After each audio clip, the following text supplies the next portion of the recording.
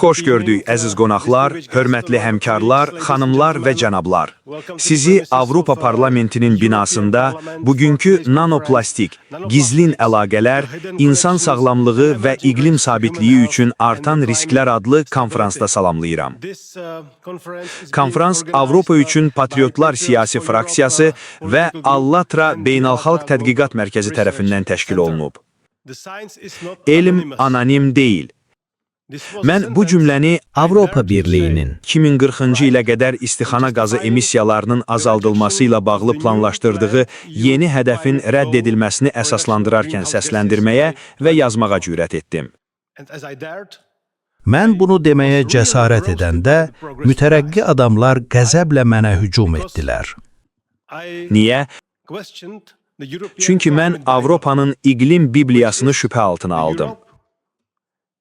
Həmin Bibliyaya görə Avropa xərclərdən, əlavə dəyərdən, Avropa Birliği'nden, kənarda baş verənlərdən və iqlim sabitliyi ilə bağlı digər amillərin, o cümlədən insani xərclərin mövcudluğunu göstərən əlamətlərdən asılı olmayaraq,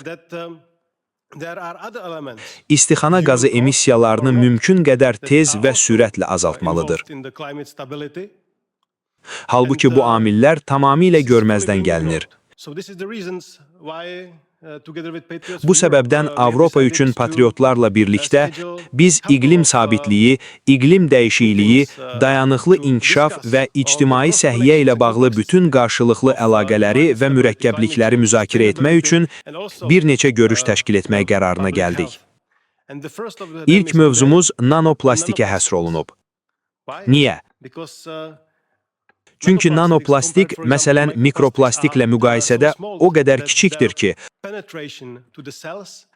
onun orqanizmin hüceyrə və toxumalarına nüfuz etməsi qat-qat asandır. Bundan əlavə, o, dəniz suyundakı mikrofloranın həyat qabiliyyətini dəyişdirərək, okeanlar tərəfindən CO2 udulmasına təsir göstərir. Sadə dildə desək, nanoplastik artıq təkcə ictimai səhiyyə üçün deyil, həm də iqlim dəyişikliyi baxımından aktual məsələyə çevrilib. Buna görə də bugünkü müzakirəni təşkil edə bildiyimiz üçün çox şadam. Bugünkü məruzəçiləri təqdim etmək mənim üçün böyük şərəfdir. Giriş nitqi ilə çıxış edəcək iki qonağımız var. Ruhani Diplomatlar Təşəbbüsünün rəhbəri, ABŞ prezidenti Donald Trump'ın müşaviri, pastor Mark Burns. Sizi Avropa Parlamentində salamlayırıq.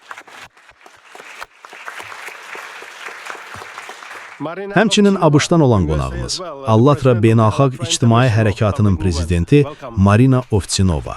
Xoş gəlmisiniz. Daha sonra Allatra Qlobal Tədqiqat Mərkəzinin ekspert qrupu çıxış edəcək. Biokimyaçı Aleksandr Masniy, salam, xoş gəlmisiniz. İsraildən olan mütəxəssis, geologiya və coğrafiya üzrə ekspert Anna Kotlyar, sizi salamlayırıq. Sağ tərəfimdə Çexiyadan olan tətbiqi riyaziyyat üzrə mütəxəssis doktor Kara əyləşib. Xoş gəlmisiniz. ABŞ-dan olan, mənim kimi kimya mühəndisliyi üzrə magistr dərəcəsinə malik doktor John An. Sizi salamlamağa şadıq.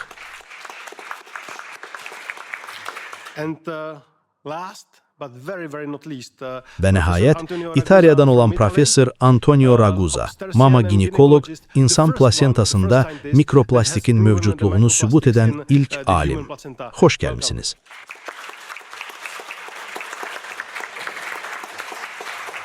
İki həmkarımızın giriş nitqlərindən sonra müzakirə 4 bloka bölünəcək. Odur ki, gəlin sadə bir təşkilatı qayda müəyyən edək. Qrafikimiz çox sıxdır və sizdən ona maksimum dərəcədə əməl etməyinizi xahiş edirəm. Əks halda, moderator kimi müdaxilə etməli olacağam. İndi isə böyük məmnuniyyətlə sözü Mark Burns'ə verirəm. Cənab Burns, Avropa Parlamentinə xoş gəlmisiniz. Söz sizindir. Çox sağ olun. İlk növbədə Avropa Parlamentinin üzvlərinə, hörmətli cənablara və bütün dünyada azadlıq uğrunda mübarizə aparan bütün gözəl insanlara müraciət edirəm. Mən pastor Mark Burns'əm və burada iştirak etmək mənim üçün böyük şərəfdir. Xanımlar və cənablar, biz ən çox görə bildiyimiz təhlükələrdən qorxuruq. Atəş, tüstü, havanın çirklənməsi.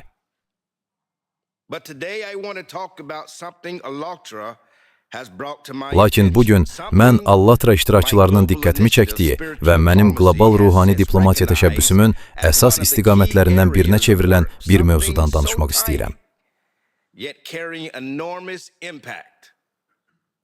Bunlar nəhəng təsirə malik olan kiçik hissəciklərdir. Onlar bəlkə də artıq daxilimizdədir.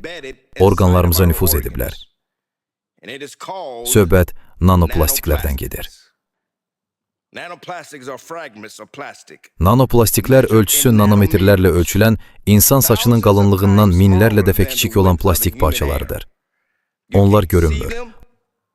Onlardan asanlıqla qaçmaq mümkün deyil və məhz bu onları ən təhlükəli edir. Bizə deyirdilər ki, plastik inqilabı ucuz, davamlı və rahat materialdır. Amma bizə demirdilər ki, plastik heç hara yox olmur. O, bioloji parçalanmaya məruz qalmır. O, getdikcə daha kiçik hissəciklərə bölünür. Plastik qab fraqmentlərə, fraqmentlər mikroplastikə, mikroplastik isə nanoplastikə çevrilir. Plastik ən kiçik ölçüyə çatdıqda, o artıq sadəcə zibil deyil, bioloji materiala çevrilir. Nanoplastiklər çox kiçik olduqları üçün hüceyrə membranlarından keçə, qana düşə və orqanlara nüfuz edə bilir. Son tədqiqatlar insan qanında, ağciyərlərində, qaraciyərində, plasentasında və hətta beyin toxumalarında plastik hissəcikləri aşkar edib. Bu artıq sadəcə ətraf mühit problemi deyil. Bu, insan sağlamlığı problemidir. Biz hamımız bu təsirə nə dərəcədə məruz qalırıq? Bu, bizim üçün nə dərəcədə təhlükəlidir? Biz bu hissəcikləri nəfəsimizlə içəri çəkirik, içirik və yeyirik. Nanoplastiklər qablaşdırılmış və kran suyunda, dəniz məhsullarında, duzda, meyvə tərəvəzdə, hətta evlərimizdə və tənəffüs etdiyimiz havada aşkar edilib. Plastik hər dəfə qızdıqda, sürtüldükdə və ya günəş şüalarının təsiri altında köhnəldikdə, ondan mikroskopik hissəciklər qopur. Sintetik geyimlər yuyulma zamanı, təkərlər yollarda, qida konteynerləri isə qızdırılarkən onları xaric edir. Bu təsir ara bir deyil, hər gün baş verir. Budur sizə acı həqiqət. Elm hadisələrin inkişaf sürətinə çata bilmir.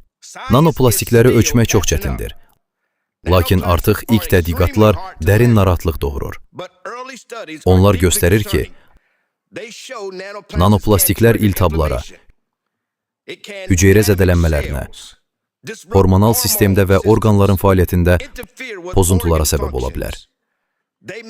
O, həmçinin bağırsaq mikrobiomunu, immuniteti tənzimləyən sistemləri, həzm sistemini və hətta psixi sağlamlığı poza bilər. Digər bir narahatlıq səbəbi də var. Nanoplastik daşıyıcı rolunu oynayır. O, toksik kimyəvi maddələrlə, pestisidlərlə, ağır metallarla və əbədi kimyəvi maddələr adlanan maddələrlə birləşir. O, bu toksinləri birbaşa hüceyrələrimizə daşıya bilir. Beləliklə, onlar nəinki ətraf mühiti çirkləndirir, həm də çoxalırlar. Ən sarsıdıcı kəşflərdən biri nanoplastiklərin insan beyninə potensial təsiridir. Bəzi tədqiqatlar göstərir ki, nanoplastik qana nüfuz edərək ən vacib orqanlarımızı və hüceyrə hissəciklərini qorumaq üçün nəzərdə tutulmuş hematoensefalik bariyeri keçə bilir. Burada biz tamamilə yeni bir əraziyə daxil oluruq. Daha da qorxulusu odur ki, plastik hissəciklər plasentada tapılıb.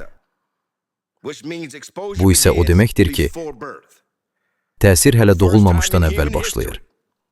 Bəşər tarixində ilk dəfədir ki, biz uşaqlarımız ilk nəfəsini almamışdan əvvəl sintetik çirkləndiricini növbəti nəslə ötürürük. Lakin nanoplastik bizimlə bitmir. O, ekosistemimizə nüfuz edir. Balıqlar planktonu, Quşlar balıqları udur və nəticədə onları biz qəbul edirik. Plastik torpaqların vəziyyətinə təsir edir. Bitkilərin böyüməsinə mane olur.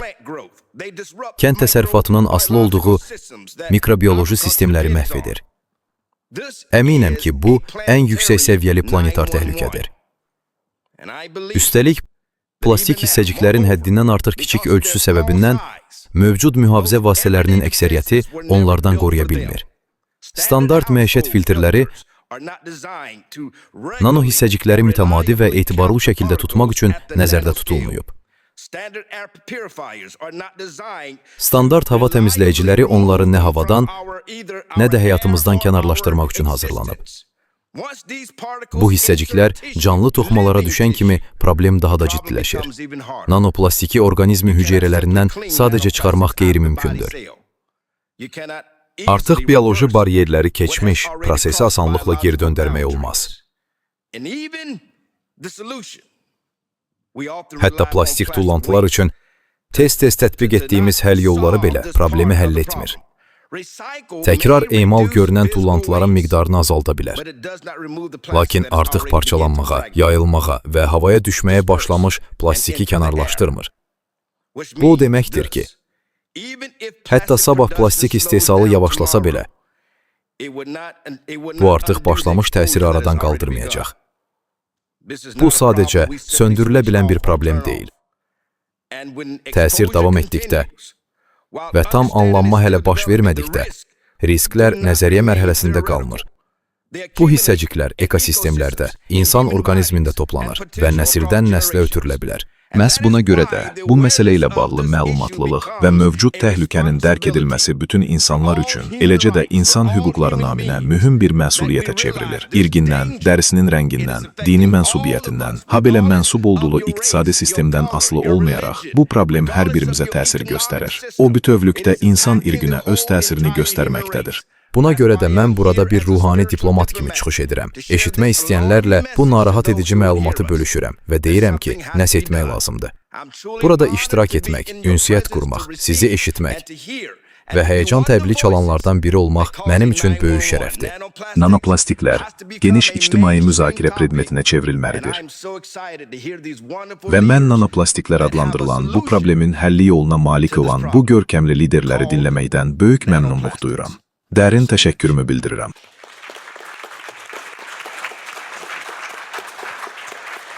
Çox sağ olun, Pastor Burns. Bu ruhlandırıcı giriş nitqinə görə. Böyük məmnuniyyətlə sözü Allatra Beynəlxalq Hərəkatının prezidenti Marina Avtsinovaya verirəm. Xanım, söz sizindir. Çox sağ olun. Xanımlar və cənablar, cənab Knotek, hörmətli parlament üzvləri, dəyərli qonaqlar. Avropa demokratiyasının mərkəzində olmaq və belə vacib bir mövzunu müzakirə etmək imkanına malik olmaq mənim üçün böyük şərəfdir. Nanoplastik məsələsini Avropa parlamenti səviyyəsinə çıxardığınız üçün sizə, cənab Knotek, xüsusi təşəkkürümü bildirirəm. Bu həqiqətən çox vacibdir və mən səmimiyyətlə ümid edirəm ki, indicə cənab Burnsun dediyi kimi, insanlar bu ideyanı eşidəcək və tədqiqatları davam etdirəcəklər. Mən Allatra Beynəlxalq İctimai Hərəkatını təmsil edirəm. Bu, 180 ölkədən olan könüllülərin, o cümlədən müxtəlif sahələr üzrə alimlərin, mütəxəssislərin və peşəkarların daxil olduğu beynəlxalq birlikdir.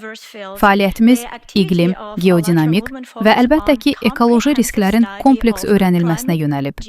Biz çalışırıq ki, elmi ictimaiyyət və bütövlükdə cəmiyyət bu təhlükələri daha yaxşı dərk etsin. Beynəlxalq səviyyədə biz əsas qlobal platformalarda işləyirik. Son 2 ildə nümayəndələrimiz COP16, COP29, COP30 konferanslarında, eləcə də BMT və ATƏT-in tədbirlərində iştirak ediblər. 2026-cı ilin əvvəlində ABŞ-da pastor Mark Burnson, prezident Donald Trumpın ruhani müşavirinin rəhbərliyi və onun ruhani diplomatlar təşəbbüsü sayəsində Allatra platformasında, Kapitolidə və ABŞ Konqresinin binalar kompleksində insan hüquqları üzrə bir sıra mühüm tədbirlər keçirilib. Elmi tərəfə gəldikdə isə, burada əsas rolu bizim tədqiqat platformamız, Allatra Qlobal Tədqiqat Mərkəzi oynayır. Bu, rəsmi olaraq ABŞ-da qeyri-kommersiya təşkilatı statusunda qeydiyyatdan keçmiş və Avropa İttifaqının şəffaflıq reyestrinə daxil edilmiş müstəqil analitik mərkəzdir. Bugünkü konferans Allatra Qlobal Tədqiqat Mərkəzinin mütəxəssisləri tərəfindən hazırlanmış 2025-ci ilin biosferdə nanoplastik, molekulyar təsirdən planetar böhrana qədər hesabatına əsaslanır. Hesabat üzərində işləyərkən, ilham mənbələrindən birinin 2024-cü ildə Allatra hərəkatının ətraf mühitin mühafizəsi sahəsindəki fəaliyyətinə görə aldığı Papa Fransiskin apostol xeyir duası olduğunu qeyd etmək mənim üçün xüsusilə xoşdur. 2025-ci ildə isə Allatra könüllülərini Papa 14-cü Lev də xeyir dualandırıb. Müqəddəs taxtacın bu cür mənəvi dəstəyi sayəsində mərkəzimizin nümayəndələri tərəfindən aparılan mikro və nanoplastiklərin çoxillik fənlər arası tədqiqatları Nanoplastik Həyata Təhlükə adlı elmi populyar filmin əsasını təşkil etdi. Filmin premyerası 2025-ci ilin noyabrında baş tutub və o artıq Mannheim, London və Latitude Film Awards festivallarında mükafatlar alaraq beynəlxalq rəğbət qazanıb.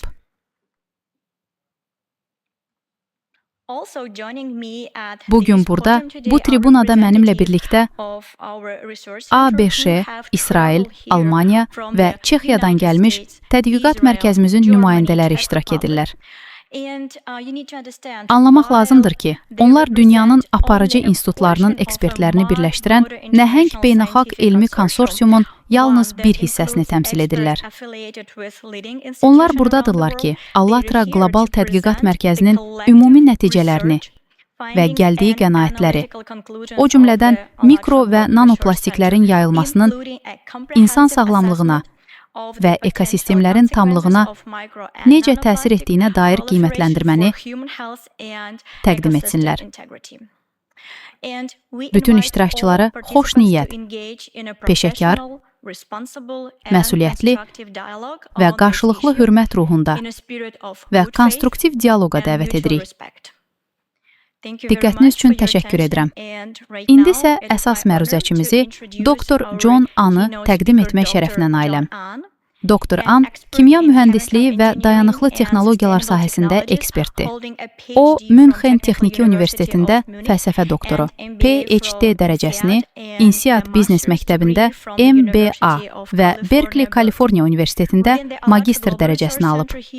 Bizim mərkəzdə o, plastikin insan sağlamlığına və planetar sistemlərə təsiri məsələləri ilə məşğul olur. Dr. An, söz sizindir.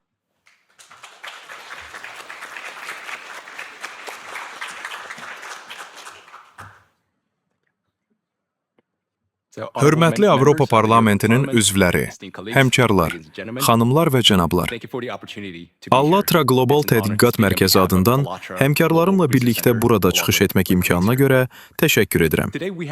Bugün biz yaxın vaxtlara qədər sırf ekoloji hesab edilən, lakin tibb, klimatologiya və dövlət siyasəti üçün getdikcə daha aktual olan bir mövzunu müzakirə etmək üçün toplaşmışıq. Söhbət mikro və nanoplastiklərdən və onlarla bağlı risklərdən gedir. 10 illiklər ərzində plastik çirklənməsi bizə görünən bir şey kimi gəlirdi. Çimərliklərdəki plastik qablar, okeandakı və zibilliklərdəki tullantılar. Lakin son məlumatlar göstərir ki, ən ciddi fəsadlar gözlə görünməyən səviyyələrdə, mikro və nano səviyyədə baş verir. Müəyyən edilib ki, plastik demək olar ki, bioloji parçalanmır. Günəş radiasiyası, temperatur dəyişikliyi və mexaniki təsir altında o yox olmur. Tədricən getdikcə daha kiçik hissəciklərə parçalanır. Plastik yox olmur, o miqyasını dəyişir.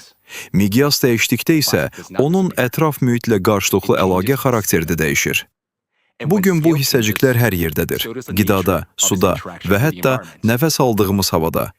Onlar ən çətin keçilən yerlərdə, qorunan yüksək dağlıqlardan okean dərinliklərinə qədər, hətta insan orqanizminin daxilində tapılır. Müzakirəmiz fundamental bir sualla başlayacaq. Dözümlü olması üçün yaradılan sintetik material əslində təbiətin əbədi komponentinə və bədənimizin bir hissəsinə çevrildikdə nə baş verir? Bu suala cavab vermək üçün məsələyə fəllərarası yanaşaq və problemi eyni vaxtda bir neçə elmi istiqamət mövqeyindən nəzərdən keçirək. İlk olaraq, mikro və nanoplastiklərin necə yarandığını, təbiətdə necə dövr etdiyini və orqanizmdə necə toplandığını təhlil edəcəyik. Sonra onun sağlamlıq üçün mümkün fəsadlarına və bunun arxasında duran mexanizmlərə keçəcəyik. O cümlədən hissəciklərin səth yükünün onların bioloji strukturlarla qarşılıqlı təsirini necə gücləndirə biləcəyini müzakirə edəcəyik. Daha sonra baxış bucağımızı planetar miqyasa qədər genişləndirəcəyik və plastik hissəciklərin atmosfer proseslərinə, buludların yaranmasına və okeandakı istilik mübadiləsinə necə təsir edə biləcəyini müzakirə edəcəyik. Söhbət həmçinin okeanın isinməsindəki son anomaliyalardan, geodinamik fəallıqla mümkün əlaqədən və təbii fəlakətlərə və iqtisadi sabitliyə uzun müddətli təsirindən gedəcək. Bugün mikro və nanoplastik problemi səhiyyə, ekologiya və iqlimin kəsişməsində dayanan mürəkkəb sistemli bir çağırışdır. Heç bir ölkə və ya institut bununla tək başına mübarizə apara bilməz. Buna görə də görüşümüz sübutları birlikdə öyrənmək və biliklərə, əməkdaşlığa əsaslanan aydın, əlaqələndirilmiş bir yol xəritəsi cızmaq üçün bir şansdır. İlk məruzəçimizi İsraildən olan xanım Anna Kotliyarı təqdim etməkdən məmnunluq duyuram. Anna ekoloqdur. Allatra Qlobal Tədqiqat Mərkəzinin Elmi Məsləhət və Tədqiqat Şurasının nümayəndəsidir. Anna, söz sizindir.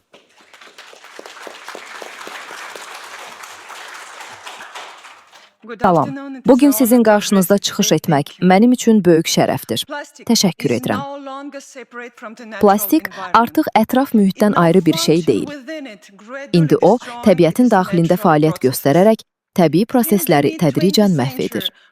20-ci əsrin ortalarından bəri dünyada 9 milyard tondan çox plastik istehsal olunub. O, ən çox tələb olunan materiallardan birinə çevrilərək nəqliyyat və aviasiyadan tutmuş tip, kosmetika və məişət mallarına qədər demək olar ki, hər yerdə istifadə olunur. Bununla belə, bu həcmin yalnız 10%-dən az hissəsi təkrar emal edilir. Əsas kütlə isə sadəcə təbiətdə toplanır. Misal üçün, adi bir plastik qabı, butulkanı götürək. Zaman keçdikcə o yox olmur. Qum dənəsi ölçüsündə 5 mm-dən kiçik hissəciklərə parçalanır. Bu mikroplastikdir. Belə hissəciklərin bir qismini biz hələ görə bilirik, lakin bir çoxu artıq adi toz kimi görünür. Və bu plastik toz daha da parçalanmağa davam edir. Hissəciklər o qədər kiçilir ki, onları hətta adi mikroskopda belə görmək qeyri-mümkündür. Onlar insan saçının qalınlığından minlərlə dəfə kiçikdir. Orqanizmimizin hüceyrələrindən və bir çox bakteriyalardan da kiçik ola bilərlər. Bu isə artıq nanoplastikdir. Lakin burada vacib bir məqamı anlamaq lazımdır. Plastikin parçalanması zamanı yalnız hissəciklərin ölçüsü deyil, həm də onların xüsusiyyətləri dəyişir. Əgər diametri təxminən 5 mm olan bir fraqment 1 mikrometr ölçülü hissəciklərə parçalanırsa, onların sayı bir neçə tərtib artır. Bir belə fraqmentdən 100 milyardlarla mikroskopik hissəcik yarana bilər. Eyni zamanda onların ümumi səth sahəsi kolossal şəkildə böyüyür. Bu sahə ilkin plastik parçasının səthindən minlərlə dəfə böyük ola bilər. Axı məhz səth sahəsi bu hissəciklərin su, hava, kimyəvi maddələr və canlı toxumalarla nə dərəcədə aktiv qarşılıqlı əlaqədə olacağını müəyyən edir. Bundan əlavə, hissəcik nə qədər kiçik olarsa, səth effektləri, o cümlədən plastikin elektrik yükünü toplamaq və saxlamaq qabiliyyəti bir o qədər güclü təzahür edir. Yükün olması onun fiziki-kimyəvi aktivliyini kəskin şəkildə artırır. Beləliklə, plastikin fraqmentasiyası sadəcə mexaniki parçalanma deyil, materialın keyfiyyətcə fərqli bir vəziyyətə keçididir. Nisbətən inert, iri tullantıdan çox sayda aktiv mikrohissəciklərə çevrilməsi. Məhz səthlə qarşılıqlı təsir, onların təbii və bioloji sistemlərdəki davranışının həlledici faktoruna çevrilir. Bu keçidin nəticələrinə bir qədər sonra yenidən qayıdacağıq. Okeanda artıq 200 milyon tondan çox plastik tullantı var və bu rəqəm hər gün artır. Əvvəllər hesab olunurdu ki, okean plastikin toplanmasının son nöqtəsidir. Bir növ qlobal zibillikdir. Lakin məlum oldu ki, bura yalnız aralıq rezervuardır. Alimlərin qiymətləndirmələrinə görə, dəniz mehi hər il sahilə 136 min tona qədər mikroplastik çıxara bilər. Bu, gündəlik 370 tondan çoxdur. Buna görə də sahil boyu ərazilərin sakinləri bu zərbəni ilk qəbul edənlər sırasındadırlar. Bugün dünya okeanında 5 belə adlandırılan zibil ləkəsi mövcuddur. Lakin alimlərin artıq 6-cı zibil ləkəsi adlandırdıqları Aralıq dənizindəki vəziyyət xüsusi narahatlıq doğurur. Üstəlik, digərlərindən fərqli olaraq, o, əsasən mikroplastikdən ibarət olduğu üçün görünməzdir. Bu bölgədə səth sularında mikroplastik konsentrasiyası məşhur Böyük Sakit Okean zibil ləkəsindən 4 dəfə yüksəkdir. Bu, problemi məhz Avropa sakinləri üçün olduqca aktual edir. Bununla belə, plastikin təsiri sahillərlə məhdudlaşmır. Atmosferə qalxan hava axınları mikro və nanoplastiki materiklərin minlərlə kilometr dərinliklərinə yayır və orada o, yağış və qar şəklində yerə çökür. Məsələn, yağıntılarla birlikdə mikroplastikin çökməsi Fransanın Pireney dağlarında qeydə alınıb. Analoji mənzərə Alplardan Arktikaya qədər müşahidə olunur. Başqa sözlə, mikro və nanoplastik yalnız aktiv təsərrüfat fəaliyyəti zonalarında deyil, həm də ənənəvi olaraq toxunulmaz sayılan yerlərdə mövcuddur. Quruya yağış və qar ilə birgə çökən bu hissəciklər meşələrdə, bitkilərin üzərində, kənd təsərrüfatı sahələrində və torpaqlarda toplanır. Orada onlar bitkilərin kök sistemi ilə qarşılıqlı əlaqəyə girirlər. Mikroplastik artıq tərəvəzlərdə, meyvələrdə və taxıl bitkilərində tapılır. Daha sonra o, yemlə birlikdə kənd təsərrüfatı heyvanlarının orqanizminə düşür və süd ilə ətdə aşkar edilir. Başqa sözlə, plastik artıq sözün əsl mənasında qida zəncirlərinə inteqrasiya olunub. Tədqiqatlar göstərir ki, mikroplastik fotosintezi ləngidə bilər ki, bu da qlobal miqyasda əsas bitkilərin məhsuldarlığının orta hesabla 4%-dən 14%-ə qədər itirilməsinə səbəb olur. Balıqlarda və quru heyvanlarında mikro və nanoplastik iltihaplara, toxuma zədələnmələrinə, maddələr mübadiləsinin və orqanların fəaliyyətinin pozulmasına səbəb olur. Bu artıq sadəcə məhsulun keyfiyyəti məsələsi deyil, bütövlükdə ərzaq təhlükəsizliyi məsələsidir. Beləliklə, mikro və nanoplastikə sadəcə lokal tullantı problemi kimi deyil, planetar miqyaslı yeni fiziki-kimyəvi faktor kimi baxılmalıdır. Bununla əlaqədar olaraq problemin həlli. Adi tullantıların idarə edilməsi çərçivəsindən çox kənara çıxır. Bu, ictimai səhiyyə, ekoloji davamlılıq və biraz sonra eşidəcəyimiz kimi iqlim riskləri sahəsində siyasətə yenidən baxılmasını tələb edir. Diqqətinizə görə çox sağ olun. Sözü yenidən John Ana verirəm.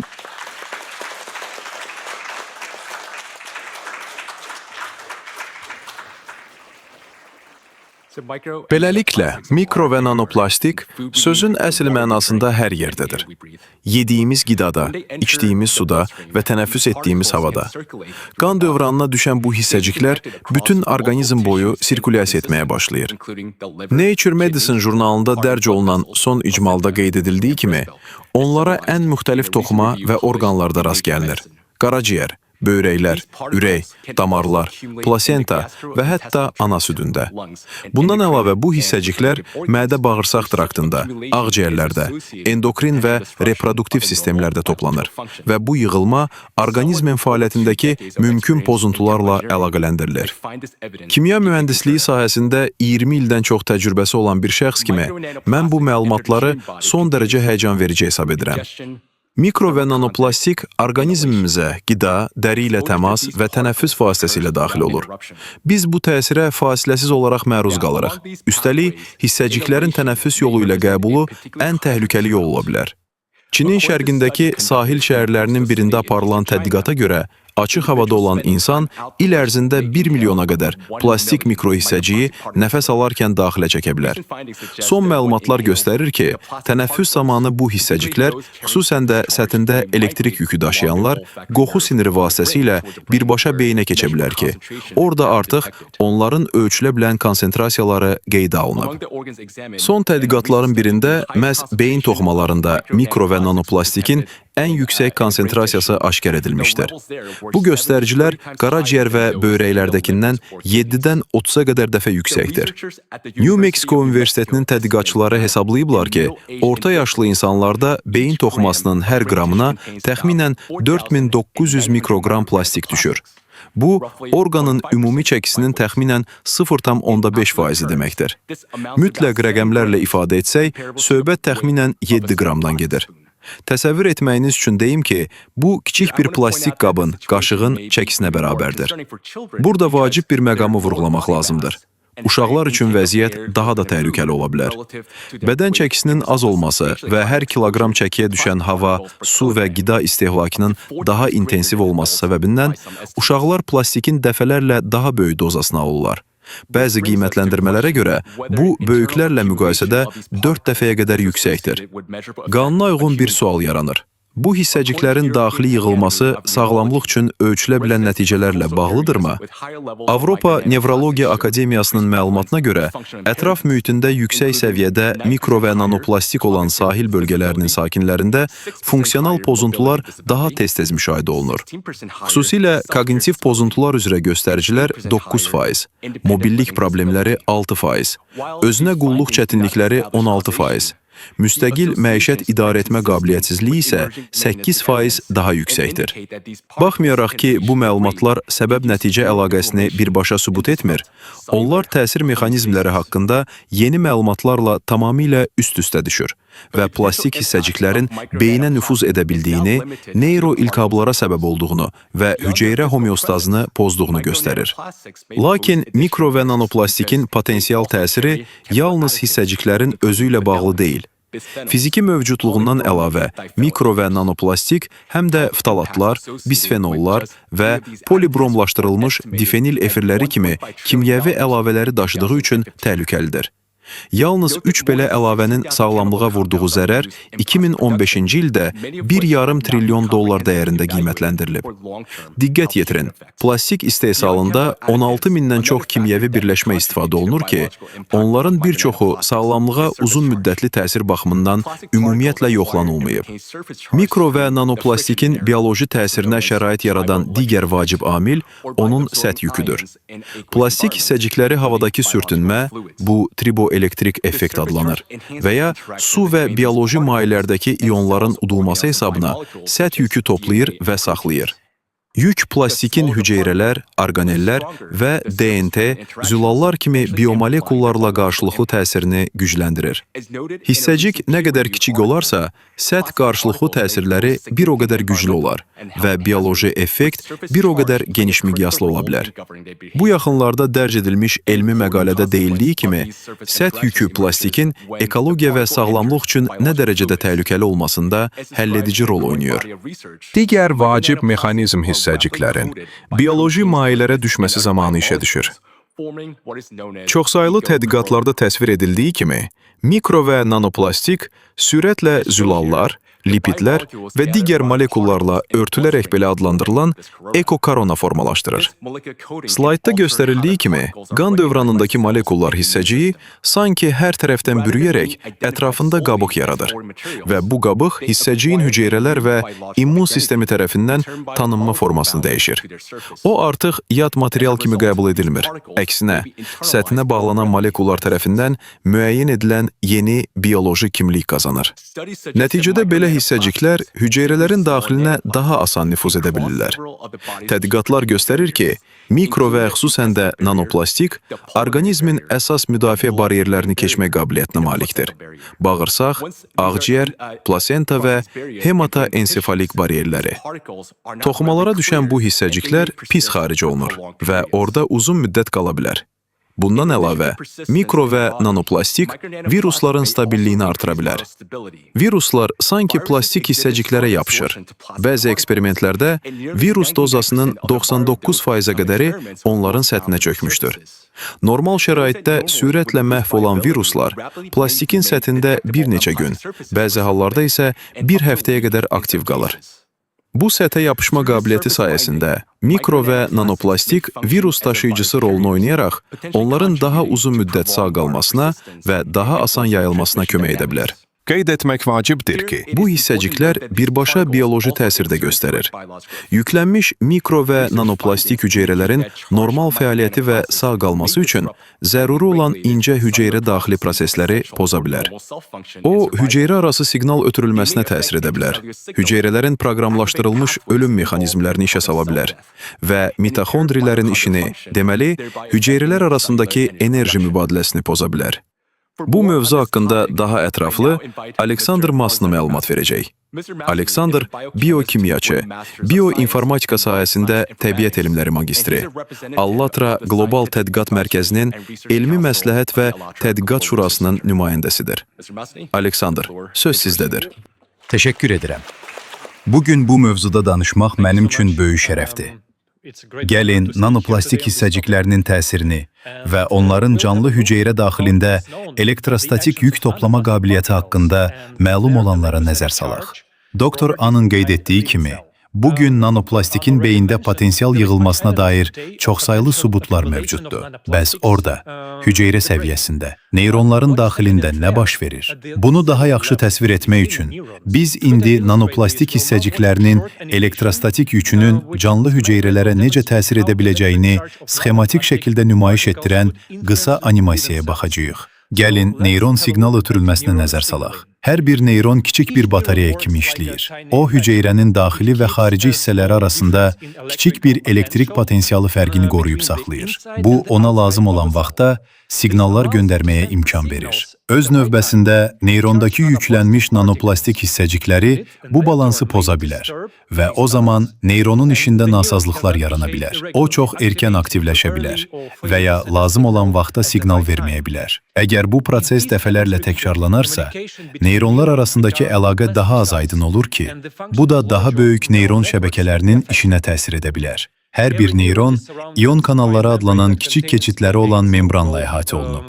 Neyron siqnal ötürməli olduqda, bu kanalların bəziləri açılır və yüklənmiş hissəciklərin, ionların sürətlə hüceyrəyə daxil olmasına və ya ondan çıxmasına imkan verir. Bu hərəkət membrandakı elektrik potensialını dəyişir və qısa bir elektrik impulsu yaradır. İmpuls neyron boyu keçir və məlumatı digər hüceyrələrə, digər neyronlara ötürür. Plastik hissəcikləri ion kanallarının normal işini poza bilər. Elektrostatik yük daşıya bildikləri üçün onlar bu keçidlərlə, kanallarla qarşılıqlı təsirə girə və onların strukturunu bir qədər dəyişə bilərlər. Nəticədə, keçidlər lazım olduğu kimi açılmaya bilər və ya lazım olduğundan daha uzun müddət açıq qala bilər. Bu, sinir sistemi daxilində düzgün ünsiyyət üçün zəruri olan dəqiq elektrik siqnal ötürülməsini pozur. Mikro və nanoplastiklə bağlı vacib kəşflərdən biri də onların hüceyrə daxilindəki mitoxondrilərə təsir etmək qabiliyyətidir. Mitoxondriləri çox vaxt hüceyrənin enerji mərkəzi adlandırırlar.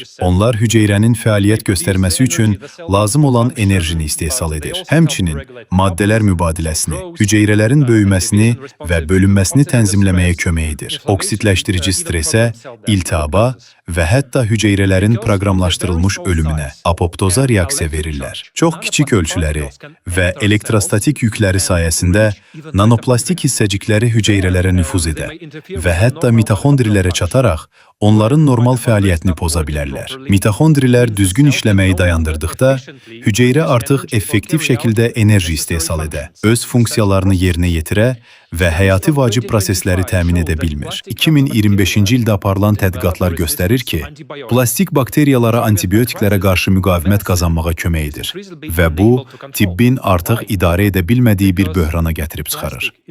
Niyə? Çünki plastik bakteriyaların çoxalması üçün ideal mühitdir. Bakteriyalar mikroplastik hissəcikləri ilə təmasa girdikdə, elektronların daşınması ilə bağlı metabolik prosesi aktivləşdirə bilərlər.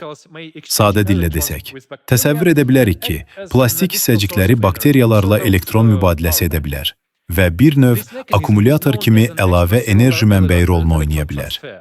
Bu mexanizm hüceyrə xarici elektron daşınması kimi tanınır. Bu yolla əlavə enerji əldə edən bakteriyalar daha intensiv böyüyə, daha sürətlə bölünə və sıx, çoxlaylı biotəbəqələr, bioplonkalar yarada bilərlər. Belə biotəbəqələr antibiotiklərin nüfuzunu azalda və infeksiyaların müalicəsini çətinləşdirə bilər. Mikro və nanoplastikin insan orqanizminə dağıdıcı təsiri ilə bağlı xəstəliklərin spektri çox genişdir. Və qeyd etmək vacibdir ki, hələlik insanlarda mikro və nanoplastikin konkret kliniki təzahürlərlə birbaşa əlaqəsini göstərən uzun müddətli, longitudinal tədqiqatlar aparılmasa da, mikro və nanoplastikin orqanlarda mövcudluğu artıq təsdiqlənib. In vitro mexaniki modelləşdirmə və heyvanlar üzərində aparılan tədqiqatlar göstərir ki, mikro və nanoplastik səbəbindən hüceyrələrin zədələnməsinin dağıdıcı mexanizmləri bioloji cəhətdən inandırıcıdır. Hazırda xüsusilə sürətli artım nümayiş etdirən və əhalinin əhəmiyyətli bir hissəsinə təsir edən bir neçə növ pozuntu üzərində qısaca dayanmaq istəyirəm. Neyronların zədələnməsi, epilepsiya, insult, Parkinson və Alzheimer xəstəlikləri və digər neyrodegenerativ pozuntular daxil olmaqla ağır, çox vaxt geri dönməz vəziyyətlərin inkişafı ilə bağlıdır. Əvvəllər mən Fraunhoferdəki Tədqiqat İnstitutunda Parkinson və Alzheimer xəstəlikləri də daxil olmaqla neyrodegenerativ xəstəliklərin öyrənilməsi üzərində işləmişəm və bu pozuntuların mürəkkəbliyi və sosial təsiri mənə xüsusilə yaxşı məlumdur. Beləliklə, mənim üçün bu mövzu xüsusi elmi maraq kəsb edir. Daha sonra görürük ki, Utrecht Universitet Tibb Mərkəzinin tədqiqatçılarının işi nanoplastik təsirinə məruz qalan immun hüceyrələrinin belə təsirə məruz qalmayan hüceyrələrə nisbətən təxminən 3 dəfə daha sürətli öldüyünü göstərdi. Və hələ çox sayda digər tədqiqatlar da var. Məsələn, nanoplastik təsirini astmanın inkişafı və kəskinləşməsi, xroniki obstruktiv ağciyər xəstəliyinin progressivləşməsi, ağciyər fibrozu, yəni sağlam ağciyər toxumasının çapıq toxuması ilə əvəz olunması və tənəffüs yollarının bədxassəli şişlərinin artması riski ilə əlaqələndirirlər. Mikro və nanoplastik hissəcikləri aterosklerotik düyünlərdə, arteriya divarlarında qan damarlarını daraldan və təbii qan axınına mane ola bilən sıx çöküntülərdə aşkar edilmişdir. Onların mövcudluğu miokard infarktı və insult riskinin artmasına səbəb olur. Tədqiqatlar göstərir ki, yuxu arteriyası düyünlərində mikroplastik aşkar edildikdə, ciddi mənfi ürək damar hadisələri və ölüm riski təxminən 4-5 dəfə artır. Açar mexanizm, nanoplastik təsirinin yaratdığı mitoxondrial disfunksiya ola bilər. Mitoxondrial DNT də mutasiyaların toplanması, proqramlaşdırılmış hüceyrə ölümü yollarının pozulması ilə birlikdə orqanizmin zədələnmiş hüceyrələri məhv etmək qabiliyyətini azaldır və bədxassəli transformasiya xərçəng ehtimalını artırır. Laboratoriya heyvanları üzərində aparılan eksperimental tədqiqatlar göstərib ki, mikro və nanoplastik xayalarda toplana, testosteron çatışmazlığına səbəb ola və spermagenezi poza bilər. Xroniki mikroplastik təsirinə məruz qalan heyvanlarda erektil disfunksiya artıq 1-ci ayda özünü göstərib. Dişilərin fertilliyi ilə bağlı nəticələr də eyni dərəcədə narahatlıq doğurur. 2025-ci ildə aparılan bir tədqiqat göstərdi ki, Müayinə olunan 18 qadından 14-ünün yumurtalıq folikulyar mayesində mikroplastik hissəcikləri aşkar edilib ki, onların orta konsentrasiyası hər millilitrə 2000 hissəciyi keçib. Bu məlumatlar göstərir ki, mikro və nanoplastik həyatın ən erkən mərhələlərinə, hətta mayalanmadan əvvəlki dövrə belə təsir edir. Həmçinin, biz koqnitiv qabiliyyətlərin ümumi azalmasını müşahidə edirik. Yaşla bağlı xroniki xəstəliklərə gənclərdə getdikcə daha çox diaqnoz qoyulur. Və nəhayət, reproduktiv qabiliyyət getdikcə daha çox azalır. Mayalanma və sağlam uşaq dünyaya gətirmə qabiliyyəti daim azalır. Xülasə edərək deyə bilərik ki, mikro və nanoplastikə artıq sadəcə ətraf mühitin çirklənmə mənbəyi kimi baxmaq olmaz. Toplanan məlumatlar göstərir ki, o, insan həyatının fundamental mexanizminə müdaxilə edir. Beləliklə, təhlükə altında olan yalnız indiki vəziyyətimiz deyil, həm də gələcək nəsillərin rifahıdır. İndi professor Rakuza uşaqların sağlamlığına plastikin təsiri mövzusunu davam etdirəcək. John, bu sahədə əsl qabaqçıl olan Dr. Rakuzanı təqdim edəcək və Dr. Rakuza kiber uşaqlar konsepsiyası, plasentada mikro və nanoplastikin mövcudluğu və onun reproduktiv funksiyaya təsiri haqqında danışacaq.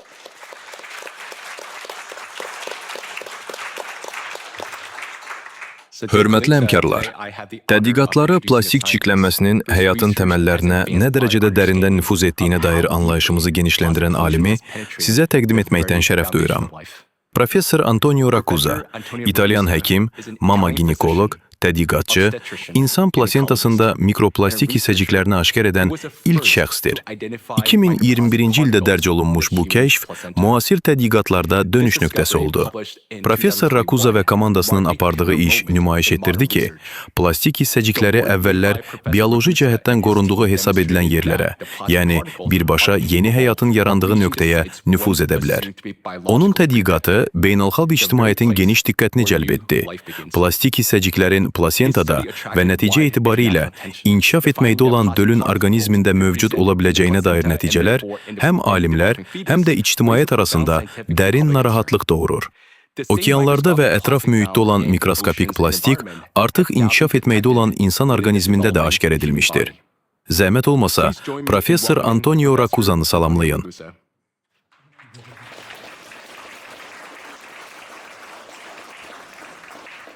Təşəkkür edirəm. Üzr istəyirəm, lakin mən İtalyanca danışmağa üstünlük verirəm. Bu mənim ana dilimdir. Fikirlərimi onunla ifadə etmək mənim üçün daha asandır. Həm də burada sinxron tərcümə təşkil olunub. Təəssüf ki, bir neçə il əvvəl biz insan plasentasında plastik kütlənin mövcud olduğunu aşkar etdik. Kiçik bir haşiyə çıxım. Burada siz insan plasentasında tapılan plastik fraqmentlərinin fotoşəkillərini görürsünüz.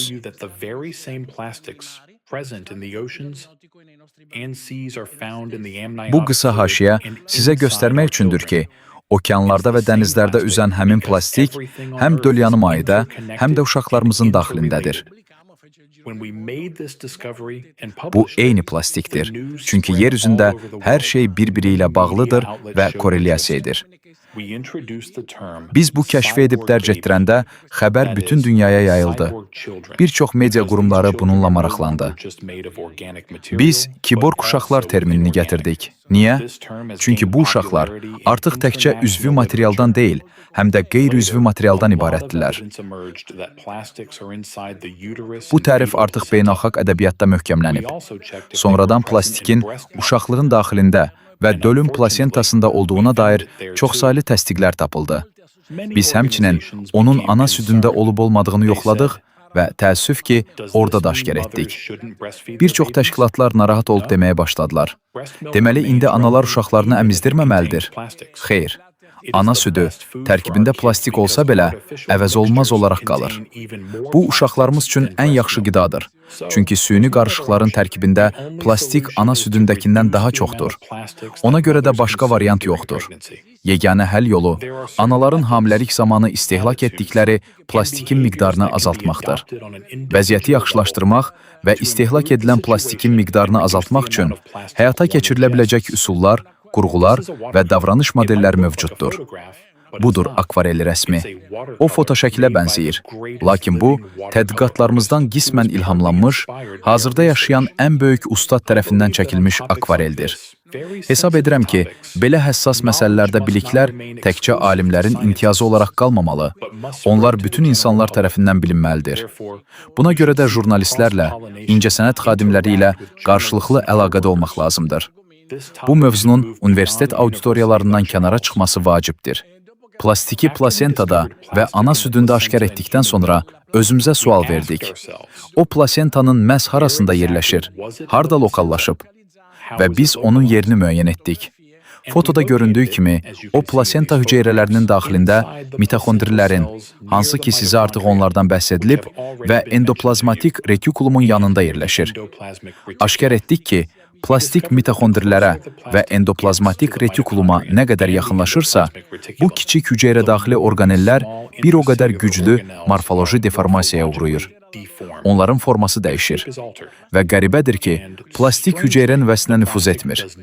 Hələlik bəlli deyil ki, o niyə sitoplazmada, onun periferik hissəsində dayanır. Bu tədqiqatda mənimlə birlikdə işləyən Maria Mattanın bu gözəl illüstrasiyasına nəzər salın. Solda siz mükəmməl təşkil olunmuş sitoplazması olan hüceyrəni görürsünüz. Mitoxondrilər, retikulum, hər şey öz yerindədir. Sağda isə mikroplastik tərəfindən ələ keçirilmiş, daha doğrusu infeksiyalaşmış hüceyrəni görürsünüz. Mən infeksiyalaşmış deyirəm, çünki plastik özünü mikroorqanizm kimi aparır. Sanki yoluxdurur. Biz tam bir anarxiya vəziyyəti görürük. Hüceyrənin strukturu tamamilə pozulub. Budur, siçanlar üzərində aparılan çox maraqlı təcrübələrin nəticələri. Onlar göstərir ki, mikroplastikin təsiri dölün böyüməsini ləngidir. Siz deyə bilərsiniz, yaxşı da rakusa, bunlar axı siçandır. Onlarsız da keçinmək olar. Amma əslində elə deyil. Çünki insanlarda da plasentada tapılan plastikin miqdarı dölün böyüməsi ilə tərs mütənasibdir. Yəni plastik nə qədər çoxdursa, yeni doğulanlar bir o qədər kiçik olur. Onların beyni və baş ölçüsü bir o qədər az olur. Və bu siçanlar deyil, insanlar üzrə olan məlumatlardır. Daha çoxu insan plasentasındakı plastikin miqdarı birbaşa vaxtından əvvəl doğuşlarla, bəşəriyyətin ən böyük bəlalarından biri ilə bağlıdır. Göstəricilər ölkədən və onun inkişaf səviyyəsindən asılı olaraq dəyişir. Lakin hazırda dünyada bütövlükdə uşaqların təxminən 10% vaxtından əvvəl doğulur. Bu bütün dünyada uşaq əlilliyinin əsas səbəbidir. Və bu əlillik birbaşa ananın plasentasında nə qədər plastikin olması ilə bağlıdır. Digər xəstəliklər, məsələn, xolestas kimi ciddi xəstəlik də plasentadakı plastikin miqdarı ilə əlaqəlidir. Eləcə də dölün hipoksiya ilə mübarizə apara bilməməsi də həmçinin. Bəlkə də siz bunu bilmirsiniz. Çünki mənim kimi mama ginekoloq deyilsiniz. Lakin doğulmaq üçün uşaq hipoksiya ilə qarşılaşdığı bir növ təhlükəli səyahət keçməlidir. Beləliklə, plasentada və dölyanı mayda plastik nə qədər çoxdursa, uşağın bu sınaqdan uğurla çıxma şansı bir o qədər azdır. Təəssüf ki, Havay adalarında aparılan tədqiqat plasentada plastikin miqdarının necə kəskin artdığını göstərir. Əgər mənim doğulduğum dövrdəki, bu 1960-cı illərdir, plastik səviyyəsinə baxsaq, şükürlər olsun ki, anamın plasentasında o qədər də çox deyildi. Lakin zaman keçdikcə bu miqdar kəskin şəkildə artdı. Bunlar artıq qeyd olunan həmin biokimyəvi mexanizmlərdir ki, plastik onların vasitəsilə insan orqanizminə zərər vurur. Hazırda onları ətraflı nəzərdən keçirməyə vaxtımız yoxdur. Lakin söhbət iltihab, sitotoksiklik və hüceyrə ölümündən gedir. Bu, uşaqlıq daxilində baş verdikdə epigenetik dəyişikliklərə gətirib çıxarır. Yəni, həyatımız dəyişir. Beləliklə, plastik hələ ana bətnində ikən həyatımızı dəyişdirməyə qadirdir və o bunu dəyişir. Burada, məsələn, siz əvvəllər bəhs etdiyimiz Alzheimer və Parkinson xəstəliklərini görürsünüz. Lakin xüsusilə qeyd etmək istədiyim daha bir məqam var. Bu piylənmədir.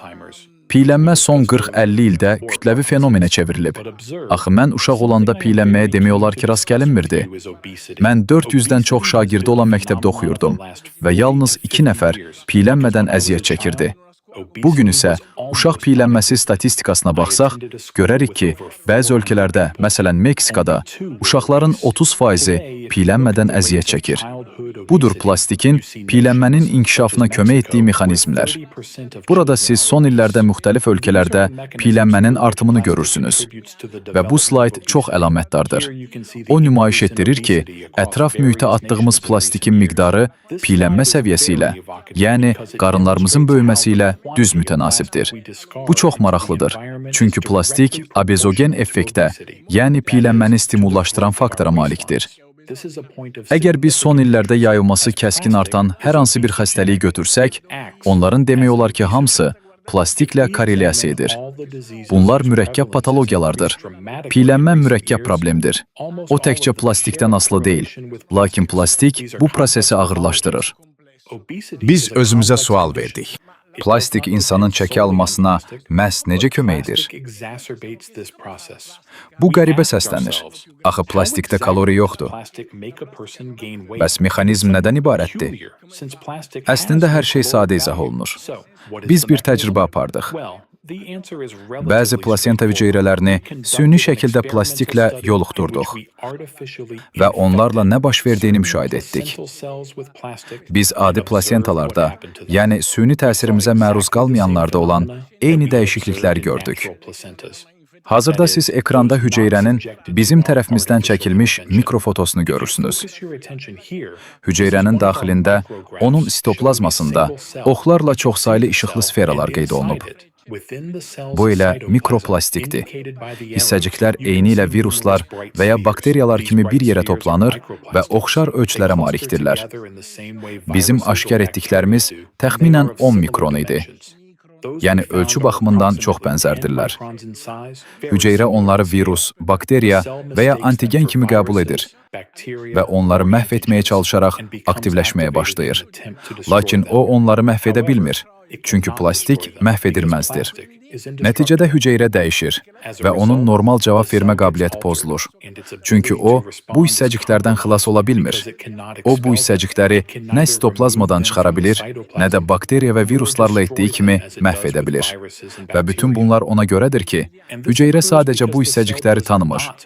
Ola bilsin ki, onun plastiki tanımağı və onunla necəsə başa çıxmağı öyrənməsi üçün milyonlarla illik təkamül lazım olacaq.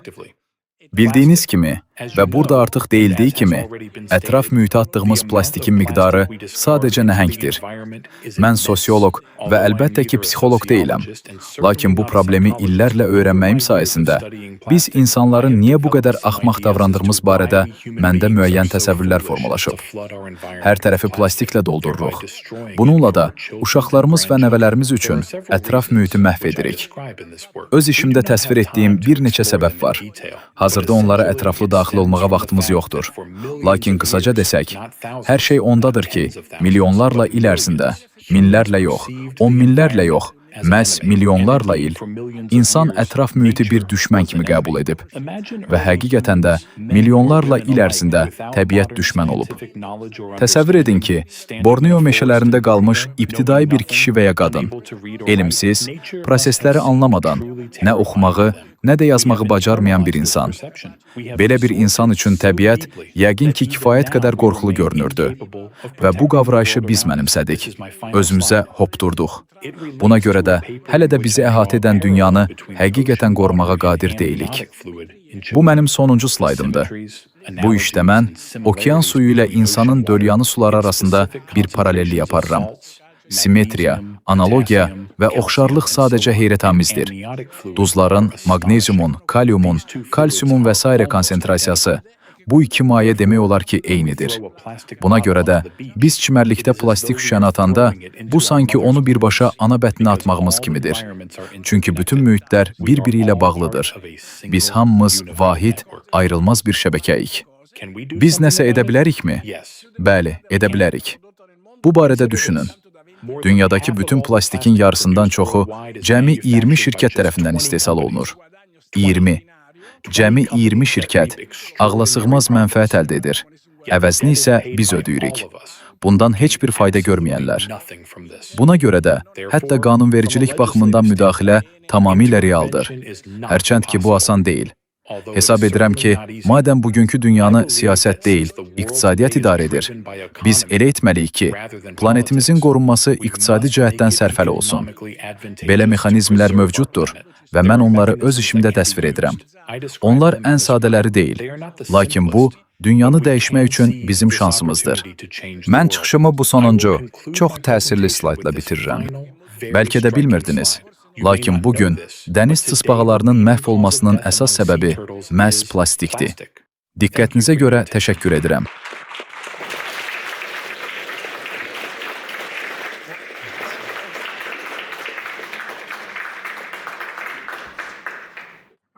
Təşəkkür edirəm, doktor Aguza. Bu məqama qədər biz mikro və nanoplastikin insan hüceyrələri ilə necə qarşılıqlı təsirdə olduğunu və onları necə dağıtdığını müzakirə etdik. İndi gəlin, həmin yüklü hissəciklərin təsirinin insan bədənindən kənara, okeanlara, atmosferə və iqlim sistemlərinə necə yayıldığını nəzərdən keçirək. Bu mövzuya daha dərindən nüfuz etmək üçün Allatra Qlobal Tədqiqat Mərkəzindən doktor Yan Karanı sizə təqdim etməyə icazə verin. O, Praqa şəhərindəki Karl Universitetində diskret riyaziyyat və alqoritmlər sahəsində fəlsəfə doktoru dərəcəsi almışdır. Onun tədqiqatlarının mərkəzində təbii fəlakətlər, geodinamik dəyişikliklər və mikro və nanoplastikin ətraf mühitə təsiri dayanır. Doktor Kara, söz sizindir. Təşəkkür edirəm. Mikro və nanoplastiklərin iqlimə təsiri hazırda aktiv tədqiqat sahəsidir. Lakin bir fakt bizə artıq dəqiq məlumdur. Mikro və nanoplastiklər həqiqətən də suyun dövranına təsir edir. Bu özünü nədə bürüzə verir? Havadakı su buxarı öz-özünə yağış damcılarına çevrilmir. Ona ətrafında toplanacağı hissəciklər, sözdə kondensasiya nüvələri lazımdır. Təbiətdə bu rolu adətən toz, dəniz duzu, his hissəcikləri və ya digər aerozollar yerinə yetirir. Annanın artıq dediyi kimi, hazırda havada küllü miqdarda nanoplastik var və Nature jurnalında dərc olunan araşdırmalar göstərib ki, atmosferdəki bu plastik hissəciklər su buxarı üçün kondensasiya nüvəsi rolunu oynayır. Havadakı bu cür nüvələrin sayı artdıqda, eyni həcmdəki su daha çox damcı arasında paylanır. Buna görə də başlanğıcda damcılar daha kiçik alınır və onların yağış kimi yağacaq ölçüyə qədər böyüməsi üçün daha çox vaxt tələb olunur. Lakin nəticədə yağış başlayanda o daha ekstremal olur. Sadəcə ona görə ki, buludda bütövlükdə daha çox su toplanıb. Beləliklə, əgər nanoplastik konsentrasiyası kifayət qədər yüksəkdirsə, o əvvəlcə uzun müddətli quraqlıq dövrlərinə səbəb olur. Ardınca isə başqınlar törədə bilən gücücü leysanlar gəlir. Eyni ilə nanoplastik damcıların donma prosesinə də təsir edir. Normal şəraitdə təmiz su damcıları təxminən -38 dərəcə Selsi temperaturda donur. Lakin Pensilvaniya Universitetinin araşdırması göstərib ki, nanoplastik çirklənməsi olduqda damcılar artıq -18 ilə -24 dərəcə Selsi temperatur arasında donur. Yağış damcıları daha yüksək temperaturlarda donduğu üçün dolu daha alçaq hündürlüklərdə formalaşmağa başlayır. Məhz buna görə də nanoplastik çirklənməsi dolunun daha tez-tez yağmasına, dolu dənələrinin isə daha iri olmasına gətirib çıxarır. Bu slaydda Avropa Təhlükəli Hava Hadisələri məlumat bazasından European Severe Weather Database götürülmüş qrafiklər təqdim olunub. Onlarda son 20 ildə Avropada iri və çox iri dolunun yağma tezliyinin necə artdığı görünür. Burada siz həmçinin dolu dənələrinin fotolarını da görə bilərsiniz. Uzun müddətli trendlərə baxsaq, 90-cı illərdən başlayaraq Avropada iri dolunun yağma ehtimalı hər 10 illikdə təxminən 20% artır. Eyni şəkildə burada son 30 ildə Avropada güclü leysan ehtimalının necə artdığı göstərilib. Bu fəlakətlər əhəmiyyətli ziyan vurur və görünür ki, nanoplastiklər bu cür ekstremal hadisələrin tezləşməsinə kömək edir. Yekunlaşdırsaq, mikro və nanoplastiklər su buxarının kondensasiyasına və buludların yaranmasına təsir edir. Bu da fırtınaların, tufanların və digər dağıdıcı təbiət hadisələrinin güclənməsinə səbəb olur. Mikro və nanoplastiklərin yüklü hissəciklərinin təsiri hazırki modellərdə nəzərə alınmadığı üçün çox güman ki, bu həm də hava proqnozlaşdırılmasında və iqlim modelləşdirilməsində daha yüksək xətalara yol açar. İndi isə atmosferdən okeana keçək. Okean və atmosfer vahid iqlim sistemidir. Su nəhəng həcmdə istiliyi udmaq üçün unikal qabiliyyətə malikdir. Müqayisə üçün deyim, okeanın cəmi 10 metr qalınlığındakı qatı yer atmosferinin tamamından daha çox istilik udmağa qadirdir. Okean gündüz istiliyi udur, gecə isə onu geri verir. Bununla da temperatur tərəddüdlərini hamarlayır. Beləliklə, okean planetin iqlim sabitliyinin qorunmasında əsas rol oynayır və bir növ nəhəng təbii kondisioner kimi işləyir. Bundan əlavə okean istiliyi tektonik plitələrdən uzaqlaşdırır və onu atmosferə ötürür. Bizim hipotezimiz ondan ibarətdir ki, okeanın mikro və nanoplastiklərlə geniş miqyaslı çirklənməsi bu incə tənzimlənmiş soyutma mexanizmini pozur. Nanoplastik hissəcikləri okeanda 3 əsas qatda cəmləşir. Dibdə, səthdə və ortada. Temperaturun deməli, həm də suyun sıxlığının kəskin dəyişdiyi termoklin zonasında. Səth yükünə malik plastik hissəciklər su molekulları ilə hidrogen rabitələri səviyyəsində qarşılıqlı təsirə girir. Bu suyun fiziki və kimyəvi xüsusiyyətlərini dəyişir. Ehtimal ki, istiliyin atmosferə verilməsini ləngidir. Və nəticədə okeanın daxilində həddindən artıq qızma zonalarının yaranmasına şərait yaradır. Biz ehtimal edirik ki, okeandakı mikro və nanoplastik konsentrasiyası artıq onun daxili istilik mübadiləsinə təsir etmək üçün kifayətdir.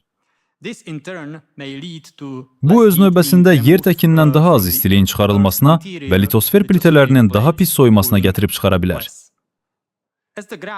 Qrafikdən göründüyü kimi, okeanlarımızın temperaturu görünməmiş sürətlə artır. Faktiki olaraq son bir neçə 10 illikdə okeanın isinmə sürəti 450% sıçrayıb. Üstəlik qeyd etmək vacibdir. Okean yalnız günəşdən və atmosferdən istilik aldığı səthdə qızmır. Əslində qarışma nəticəsində səth qızması yalnız yuxarı 700 metrə təsir edir. Lakin temperatur profilinin məlumatlarından göründüyü kimi, təxminən 2017-ci ildən bəri demək olar ki, 2000 metr dərinliyə qədər olan bütün okean qatı anormal isti qalmaqdadır. Bəs okeanın bu dərəcədə intensiv qızmasının səbəbləri nədir? İndicə müzakirə etdiyimiz hipotezimizə əsasən, birinci səbəb mikro və nanoplastik konsentrasiyasıdır. 20-ci əsrin ortalarından etibarən okeana düşən plastik tullantıların həcmi kəskin şəkildə artır. Və bütün bu plastik mikro və nano hissəciklərə parçalanır.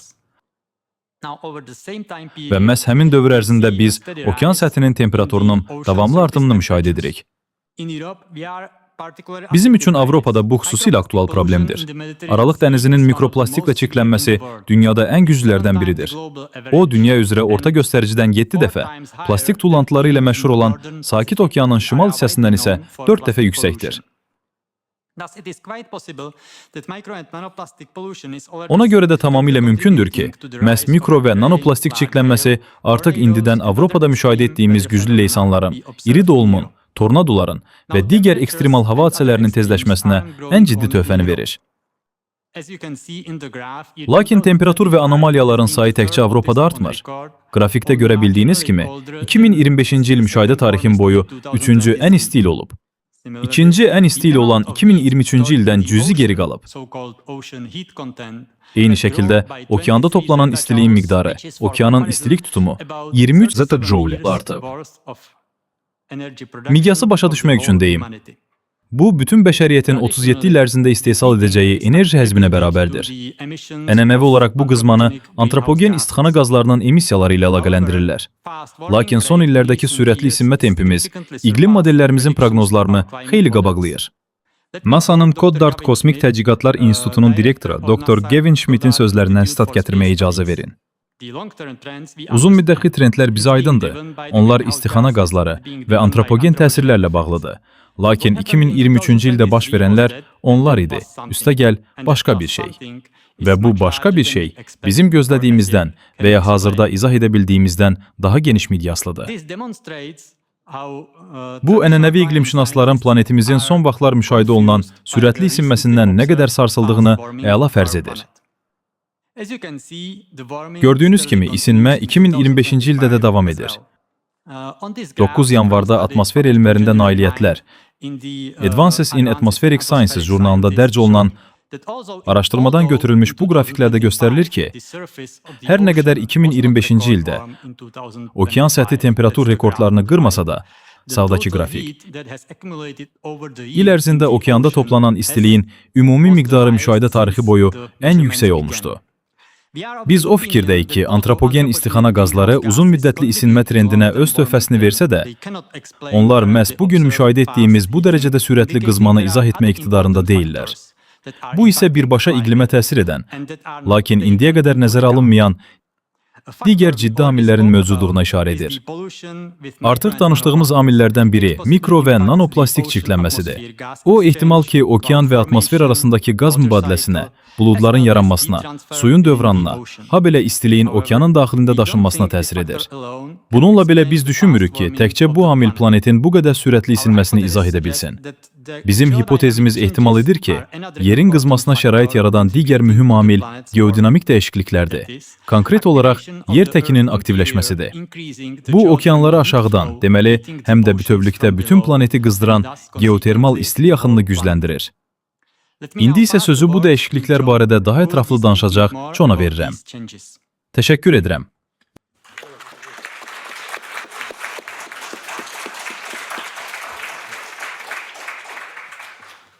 Təşəkkür edirəm, doktor Kara. Daha sonra mən Allatra Qlobal Tədqiqat Mərkəzinin okeanın qızmasına şərait yaradan əlavə amillər barədə analizini təqdim edəcəyəm. Son temperatur rekordlarından başlayaq. 2023-cü ilin baharından 2024-cü ilin yayına qədər okean səthinin orta qlobal temperaturu hər gün tarixi rekordları qırıb. Britaniyalı dəniz geofiziki doktor Rob Larter bunu belə şərh edib. Bu kifayət qədər qorxuldu.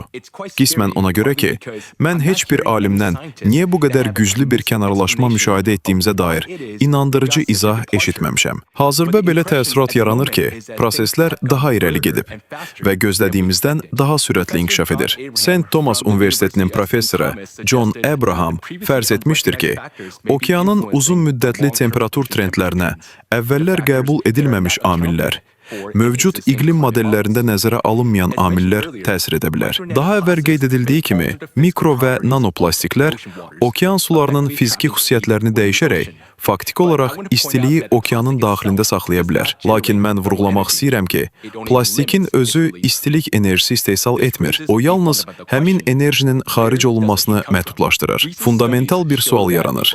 İstilik hardan gəlir? Son tədqiqatlar göstərir ki, okeanın isinməsi təkcə səthdə deyil, həm də dərinliklərdə baş verir. NOAA alimləri bildirdilər ki, Argentina çökəkliyində 4500 metrdən çox dərinlikdə temperatur 2009-2019-cu illər ərzində təxminən 0,2 dərəcə Selsi yüksəlmişdir. Bu qədər nəhəng su həcminin qızması nəhəng miqdarda enerji tələb edir. Bu enerji bütün Avropanın illik enerji istehvalından təxminən 4 dəfə çoxdur. Bənzər bir tendensiya Qərbi Antarktida sahillərindəki Weddell dənizində də müşahidə olunur. Orada üst 700 metrlik təbəqə demək olar ki, qızmayıb. Lakin 2000 metrdən daha dərin sular dünyadakı analoji dərinliklərdəki orta göstəricidən təxminən 5 dəfə daha sürətlə qızmışdır. Qeyd edək ki, günəş enerjisi təxminən 200 metr dərinliyə qədər nüfuz edir. Və hətta şaquli qarışmanı nəzərə alsaq belə, o nadir hallarda 700 metrdən aşağı düşür. Beləliklə, günəş radiasiyası böyük ehtimalla okeanın dərin qatlarının isinməsini izah etmir. O zaman bu bizi növbəti suala gətirir. Dərin sulu qatların qızma faktoru nədir? Ümumi qəbul edilmiş fərziyyəyə görə, səth suları günəş radiasiyası və atmosfer tərəfindən qızır. Okeanın qlobal sirkulyasiyası isə bu istiliyi böyük dərinliklərə daşıyır. Lakin Çin Okeanologiya Universitetinin son araşdırmasının nəticələri bu izahı şübhə altına qoyur. Bu iş zamanı alimlər sözdə səthaltı dəniz istilik dalğalarını aşkar ediblər. Onların təxminən 1/3 səthdə heç bir şəkildə büruzə vermirdi. Digər yarısı isə səthə yalnız inkişaflarının müəyyən mərhələlərində çıxır.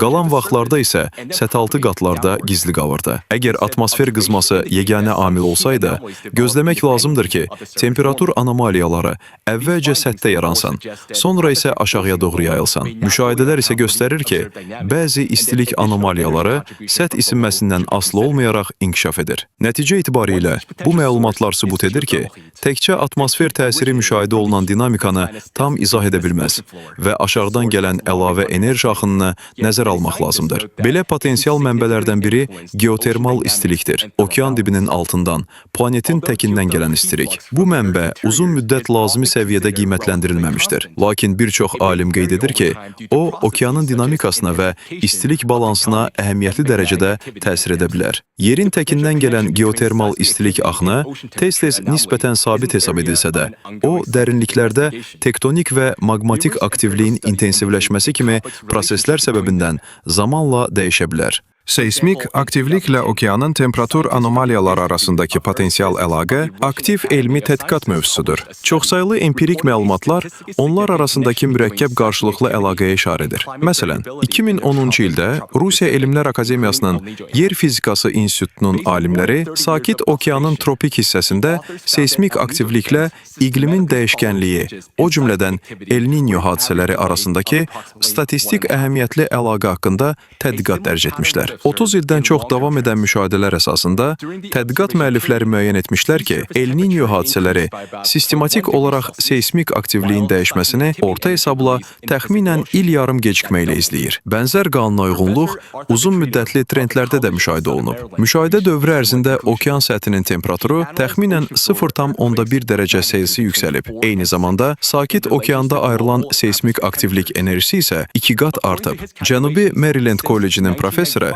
Artur Viterito da bənzər nəticəyə gəlib. O, okean dibindəki orta okean silsilələri boyunca baş verən 4-6 magnitudalı dərinlik zəlzələlərini qlobal atmosfer temperaturu ilə əlaqəli şəkildə analiz edib. Onun hesablamalarına görə 1995-ci ildən bəri bu zonalarda zəlzələlərin sayı artıb. Bu silsilələr təxminən 60 min kilometr uzunluğunda qlobal bir sistem yaradır və burada aktiv şəkildə yeni okean qabığı formalaşır. Professor Viterito bildirib ki, bu zonadakı seysmik aktivlik qlobal atmosfer temperaturunun artması ilə 0,7 korrelyasiya əmsalı ilə üst-üstə düşür. O, həmçinin qeyd edib ki, temperatur artımı bir qayda olaraq seysmik aktivliyin artmasını orta hesabla 2 il gerdən izləyib. Onun fərziyyəsinə görə, orta okean silsilələri boyunca seysmik və vulkanik aktivliyin güclənməsi okeana hidrotermal istilik axınını artırır. Bu da onun qızmasına və nəticədə atmosfer temperaturunun yüksəlməsinə şərait yaradır.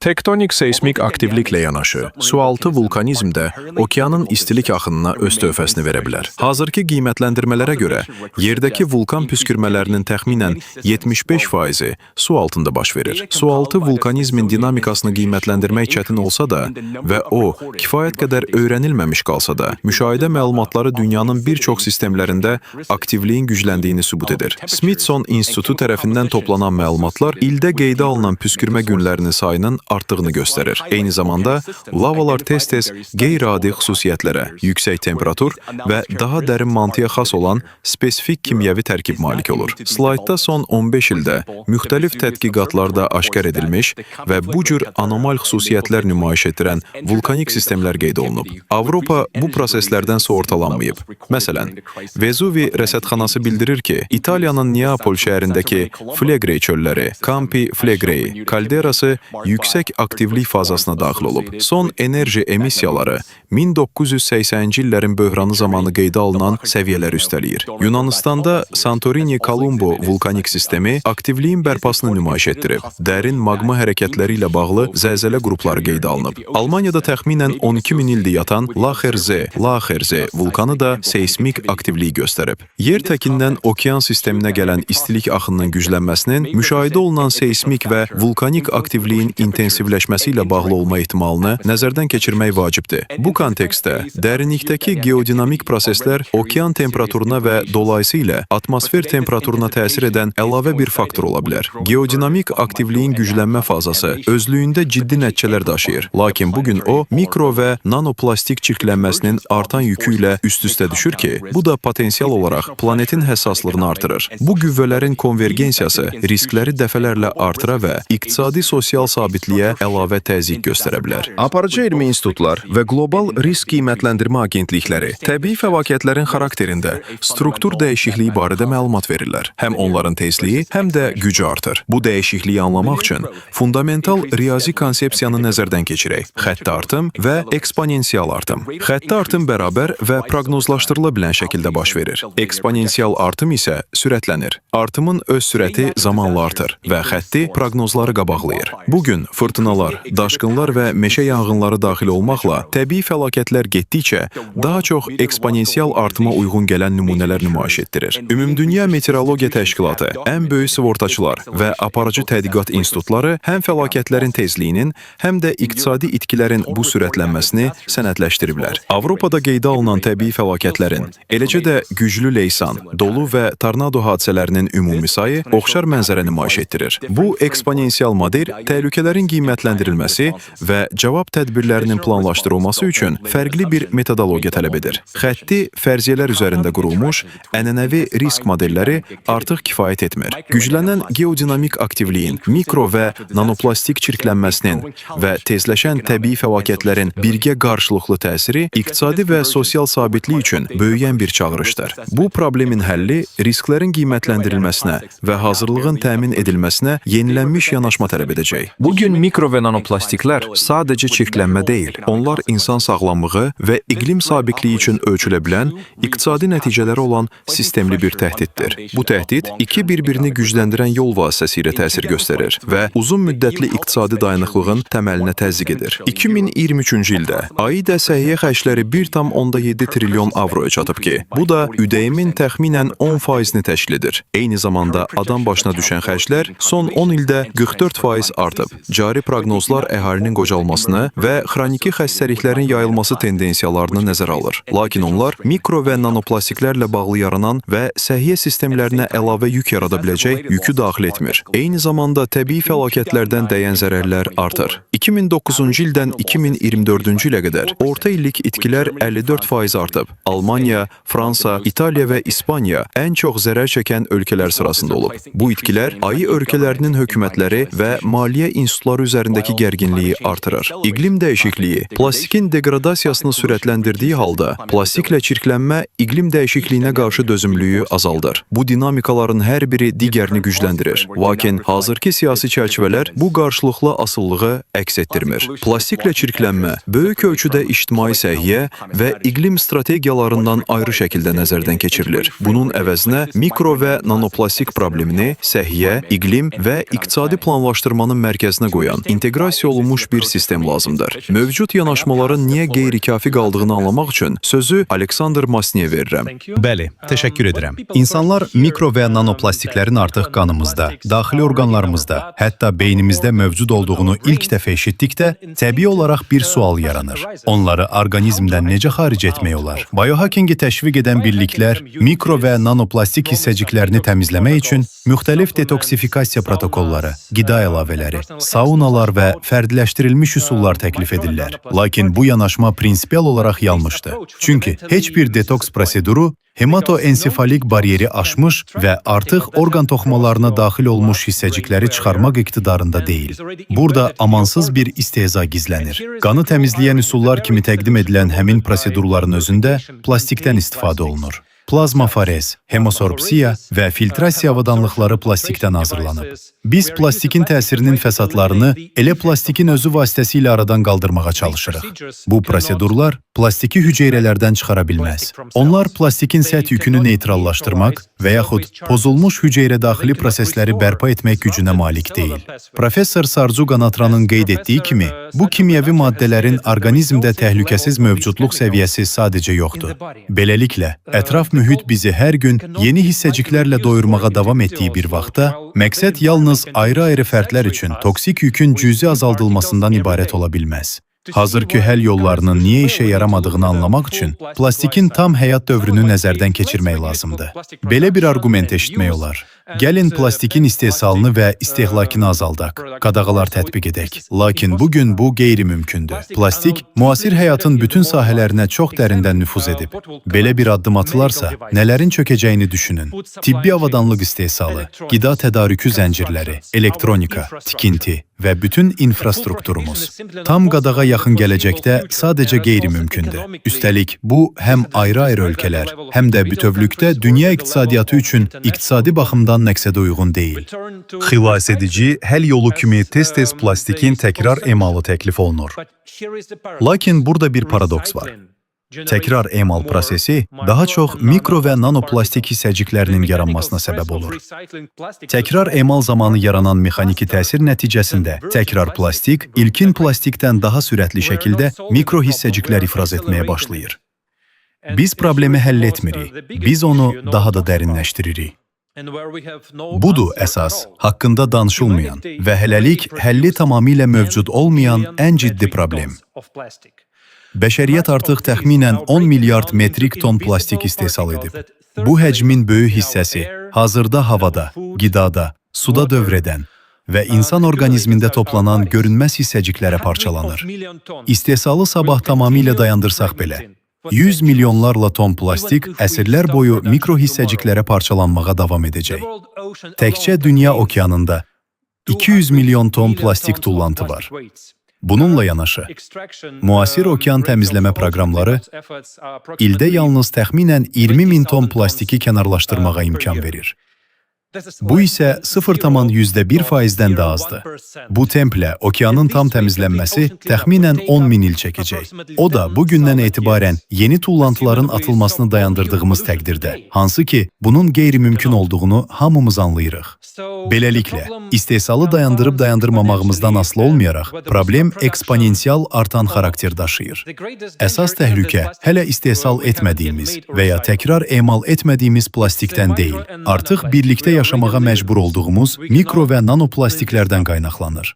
Biz onu yox edə bilmirik, filtrləyə bilmirik və problemi təkcə təkrar emal vasitəsilə həll edə bilməyəcəyik.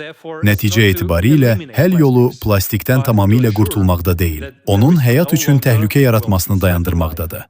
Bəs belə olan halda nə etmək olar? İcazə verin bir daha vurğulayım. Mikro və nanoplastiklərlə bağlı risklər bir sıra amillərlə şərtlənir. Bunlara kimyəvi qatqıların mövcudluğu, hissəciklərin ölçüsü və forması, onların səth yükü, həmçinin parçalanmaya qarşı davamlılığı daxildir. Bu xüsusiyyətlər bütövlükdə plastik hissəciklərin bioloji və ekoloji sistemlərdə özünü necə aparacağını və onlarla necə qarşılıqlı əlaqəyə girəcəyini müəyyən edir. Həmkarlarımın da qeyd etdiyi kimi, artıq biosferdə mövcud olan plastik hissəcikləri daimi təhlükə yaradır və bu təhlükə minimuma endirilməlidir. Lakin bugün qlobal miqyasda onun kimyəvi tərkibini, ölçüsünü və ya formasını dəyişmək üçün praktiki üsullar mövcud deyil. Amma bir perspektivli istiqamət var ki, bu da hissəciklərin səth yükünə təsir etməkdir və bu istiqamət ən azı nəzəri cəhətdən nəzərdən keçirilməyə layiqdir. Məhz mikro və nanoplastiklərin səth yükü bu hissəciklərin bioloji sistemlərdəki davranışında həlledici rol oynayır. Təbii mənşəli bir çox nano hissəciklər, məsələn, mineral tozlar, dəniz aerozolları və gil hissəciklər də səth yükünə malikdir. Lakin araşdırmalar göstərir ki, plastik hissəciklərin yükü xüsusi sabitliyi və fərqli qarşılıqlı əlaqə dinamikası ilə seçilir. Bu yük istər havada, istərsə də bioloji mayelərdə olsun, ən müxtəlif mühitlərdə stabil qala bilir. Məhz həmin yük plastikin, məsələn, hüceyrələrə nüfuz etmək, plasentar və hematoensefalik bariyerlər də daxil olmaqla bioloji bariyerləri aşmaq qabiliyyətini gücləndirə bilər. Bundan əlavə, yük plastikə DNT, zülallar və hüceyrə membranları ilə birləşmək, orqanizmdən xaric olmamaq, toxumalarda toplanmaq, planet miqyasında isə su dövranına və okeanlardakı istilik mübadiləsi proseslərinə təsir etmə imkanı verir. Beləliklə,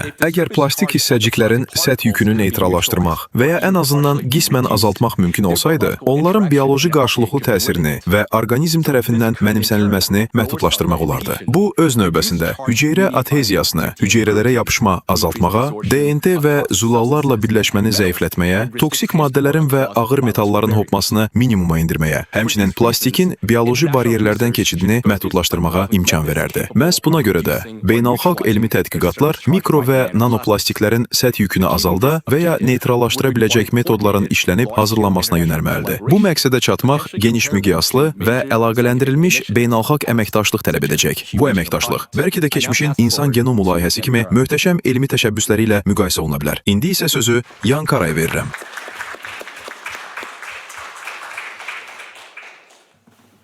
Təşəkkür edirəm.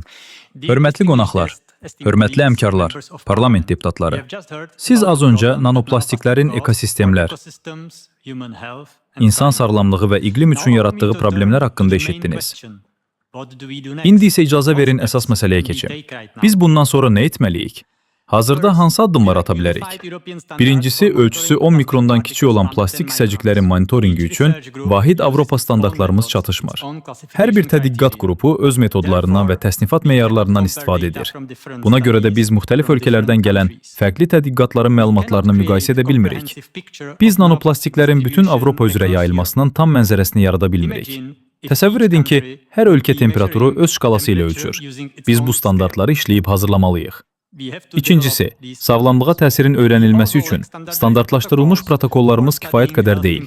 Nanoplastiklərin insan orqanizminə təsirini qiymətləndirmək üçün vahid metodologiyamız yoxdur. Bəzi alimlər qaraciyərə, digərləri ağciyərlərə, üçüncülər isə beyinə təsiri öyrənirlər. Lakin onların hamısı fərqli yanaşmalardan istifadə edir. Vahid protokollar olmadan biz əsaslandırılmış qərarlar qəbul etmək üçün etibarlı və təkrarlana bilən nəticələr əldə edə bilməyəcəyik. Üçüncüsü, nanoplastiklərin təsirini hərtərəfli qiymətləndirən və müqayisə edən kompleks tədqiqatlar çatışmır. Bu istiqamətdə müsbət addım kimi ötən il dərc olunmuş və mikronanoplastiklərin insan sağlamlığına təsiri haqqında biliklərin genişləndirilməsinə həsr olunmuş Horizon Europe proqramı çərçivəsindəki tədqiqat mövzusunu qeyd etmək istərdim. Dördüncüsü, iqlim tədqiqatlarında nanoplastiklərin uçota alınması ilə bağlı tələblər yoxdur. Müasir iqlim modelləri hələ də bu amili nəzərə almır. Biz CO2, metan və aerozolların təsirini öyrənirik.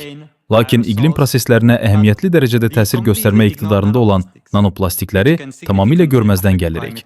Bu, elmi metodologiyamızda ciddi bir boşluqdur və buna görə də biz iqlim modellərinin nanoplastik çirklənməsini lazımi qaydada nəzərə alacaq şəkildə uyğunlaşdırılmasını zəruri hesab edirik. Həmçinin mikro və nanoplastik çirklənməsi problemi barədə ictimaiyyətin məlumatlığının artırılması vacibdir. Onun sağlamlığa təsiri ilə bağlı araşdırmalar sosial şəbəkələrdə getdikcə daha çox müzakirə olunur.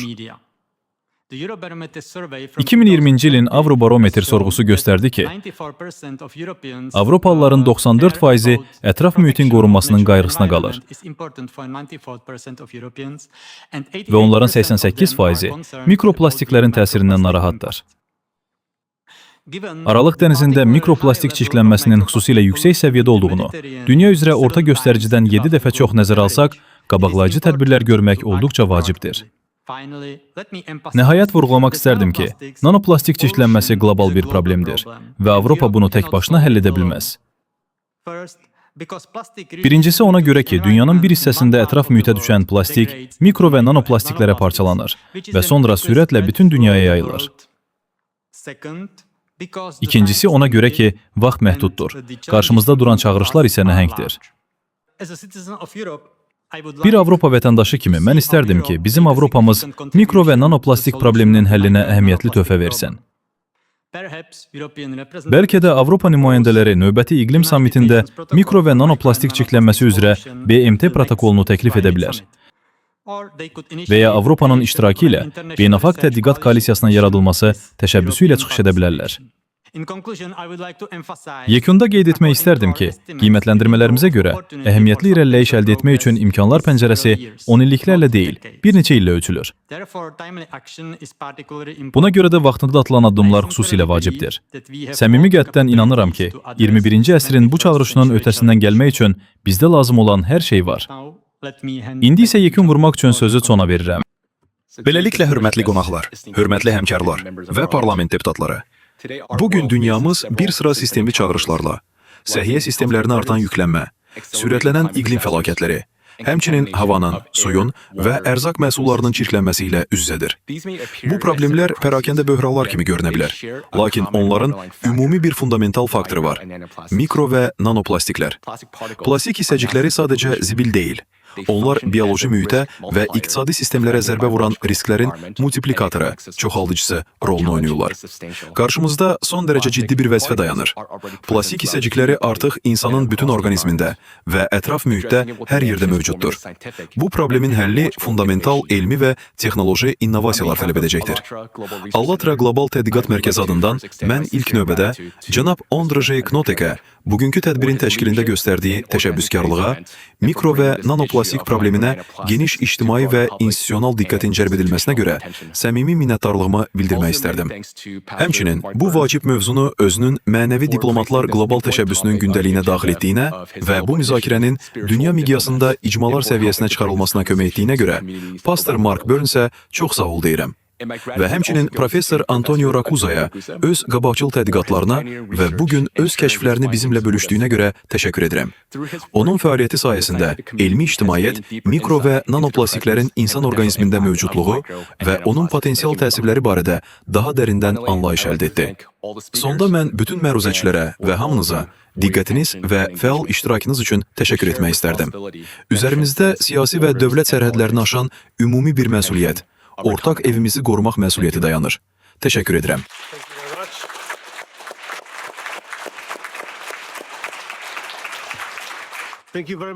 Çox sağ olun. Peşəkar və məzmunlu çıxışlarınıza görə hamıya təşəkkür edirəm. İndi isə zaldan gələ biləcək suallar üçün vaxtdır. Beləliklə, zala baxıram. Çox hörmətli spikerlərimizə və qonaqlarımıza suallarınız və ya qeydləriniz varmı? Mən cənab Raguza'ya bir sual vermək istərdim. O qeyd etdi ki, son 10 illiklərdə plasentada, ciftdə, nanoplastikin miqdarı artıb. Sizin bu barədə hər hansı bir məlumatınız varmı? Bəli, dünyada ən azı 3 beynəlxalq tədqiqat mövcuddur ki, onlar illər keçdikcə plasentada mikro və nanoplastiklərin miqdarının tədricən artdığını göstərir.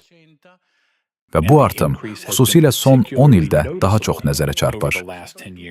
Çünki istehsal etdiyimiz plastik kütləsinin daha aydın olması üçün istehsal olunan bütün plastiklərin 90%-i son nəticədə ətraf mühitə düşür. Bəzi ölkələr digərlərinə nisbətən daha məsuliyyətlidirlər. Məsələn, İtaliya bu məsələyə çox ciddi yanaşır. Çünki öz plastik tullantılarının 12%-ni təkrar emal edir. Lakin elə ölkələr var ki, məsələn, Cənub-Şərqi Asiyada onlar ümumiyyətlə heç nəyi təkrar emal etmirlər. Beləliklə, istehsal olunan bütün plastik ətraf mühitə atılır.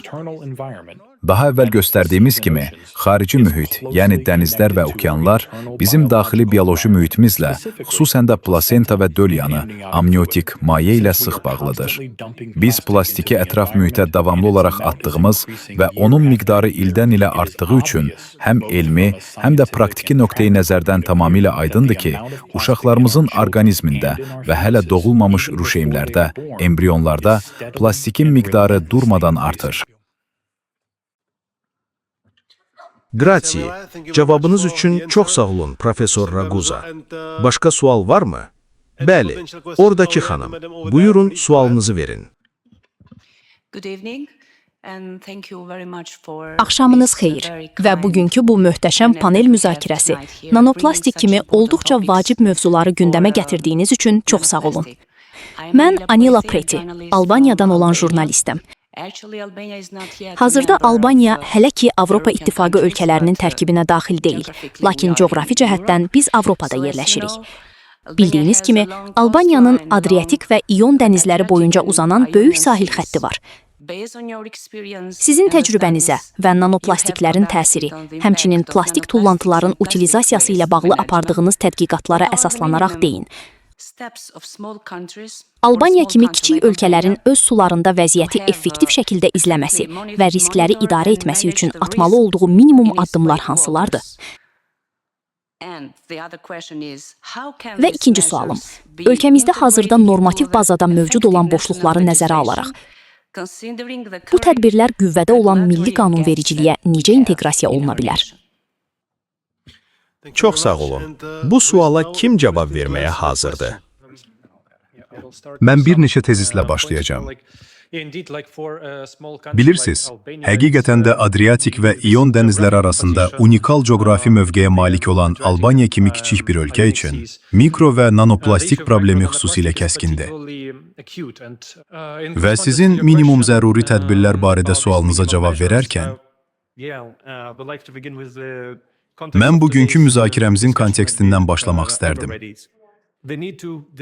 Biz ölçüsü 10 mikrondan az olan plastik hissəciklərin monitoringi üçün Həqiqətən vahid Avropa standartları hazırlamalıyıq. Bu artıq doğru bir addım olardı. Bu konfransda biz bütün ölkələrlə birlikdə çiyin-çiyinə fəaliyyət göstərməyin son dərəcə vacib olduğunu müzakirə etdik və sübut etdik. Bunu milli strategiyaya necə inteqrasiya etmək olar? Bizim fikrimizcə, hazırda atıla biləcək minimum, lakin eyni zamanda effektiv addım, mikro və nanoplastiklərin tədqiqi ilə məşğul olan alimlər üçün əlverişli şəraitin yaradılmasıdır. Resurslar işlək metodların tapılmasına və nanoplastikin səth yükünün neytrallaşdırılması üzrə həllərin hazırlanmasına diqqət yetirən elmi tədqiqat qruplarına yönəldilə bilər. Biz buna gələcəyə, uşaqların gələcəyinə qoyulan bir investisiya kimi baxırıq. Ölkə öz yerli ekspertlərini dəstəkləməklə və onları sadəcə nəticələrlə mübarizə aparmağa deyil, məhz problemin fundamental həllini tapmağa təşviq etməklə, özünü sadəcə bir müşahidəçi kimi deyil, bu qabaqcıl tədqiqatlarda və nanoplastik təhlükəsindən qorunma texnologiyalarında bir lider kimi mövqeləndirə bilər. Ümid edirəm ki, sualınızı cavablandıra bildim. Mən əlavə olaraq vurğulamaq istərdim ki, mütləq şəkildə hər kəsin edə biləcəyi şeylərdən biri də məlumatlılığı artırmaqdır. Demək istəyirəm ki, hətta sıravi bir insan belə, bir çox insanlar, bəlkə də hamı deyil, amma bəziləri bu görünməz təhlükədən sadəcə xəbərsizdirlər. Məsələ burasındadır ki, mikro və nanoplastiklər hərfi mənada hər yerdədir, lakin biz onları görmürük.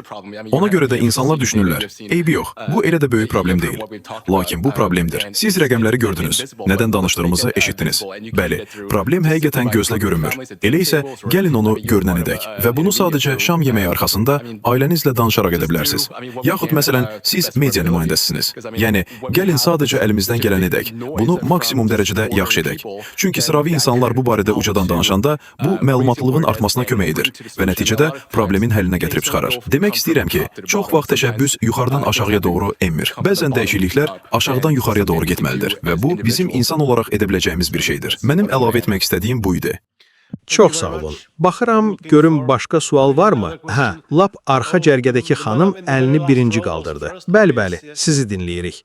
Çox sağ olun. Həqiqətən maraqlı diskussiya üçün təşəkkür edirəm. Mənə bir məqam çox maraqlıdır. Burada müzakirə olunan bəzi həll yolları barədə düşünərkən, bilmək istərdim ki, müzakirə iştirakçılarında hazırda danışıqlar mərhələsində olan plastik çirklənməsinə dair qlobal müqavilənin gələcəyi ilə bağlı hər hansı bir fikri varmı? Hazırda plastik çirklənməsinə son qoyulması haqqında müqavilə üzrə danışıqlar aparılır və hazırda orada nanoplastikin adı ümumiyyətlə çəkilmir. Mikroplastikdən isə yalnız ötəri bəhs olunur. Ona görə də belə bir müqavilənin təqdim etdiyiniz problemlərin həllində necə bir rol oynaya biləcəyi barədə mülahizələrinizi eşitmək çox maraqlı olardı. Təşəkkür edirəm. Yaxşı, mən cavab verməyə çalışaram. Əlbəttə hesab edirəm ki, belə bir müqavilənin olması yaxşıdır. Çünki o, ən azından okeana və biosferə yeni plastikin daxil olmasını dayandıracaq. Lakin onu da qeyd etməliyəm ki, bildiyim qədərilə bu müqavilə üzrə danışıqlar artıq 3 ildir davam edir və biz hələ də bir nəticəyə gəlib çıxmamışıq. Ona görə də bəli, ümid edirəm ki, onlar tezliklə uğurlu bir yekuna nail olacaqlar. Amma gəlin təsəvvür edək. Tutaq ki, bu müqavilə təsdiqləndi və biz okeana plastik atmağı dayandırdıq. Bu şübhəsiz ki, yaxşı bir addımdır. Lakin John'un və xüsusilə Saşanın artıq qeyd etdiyi kimi bizim hazırda ətraf mühitdə olan 10 milyard ton plastik şəklində bir problemimiz var. Və bu plastik parçalanır. Həmin miqdar isə bizə böyük problemlər yaratmaq üçün tamamilə kifayətdir. Beləliklə, bu mənada hesab edirəm ki, bu müqavilə əslində yetərli deyil. Və biz artıq mövcud olan plastiklə nə edəcəyimizə dair başqa bir həll yolu tapmalı olacağıq. Halbuki, hələ ki bizdə bunun necə ediləcəyinə dair elmi anlayış belə yoxdur. Ona görə də zənn edirəm ki, bu növ müqavilələr hazırki mərhələdə bir qədər vaxtından əvvəldir.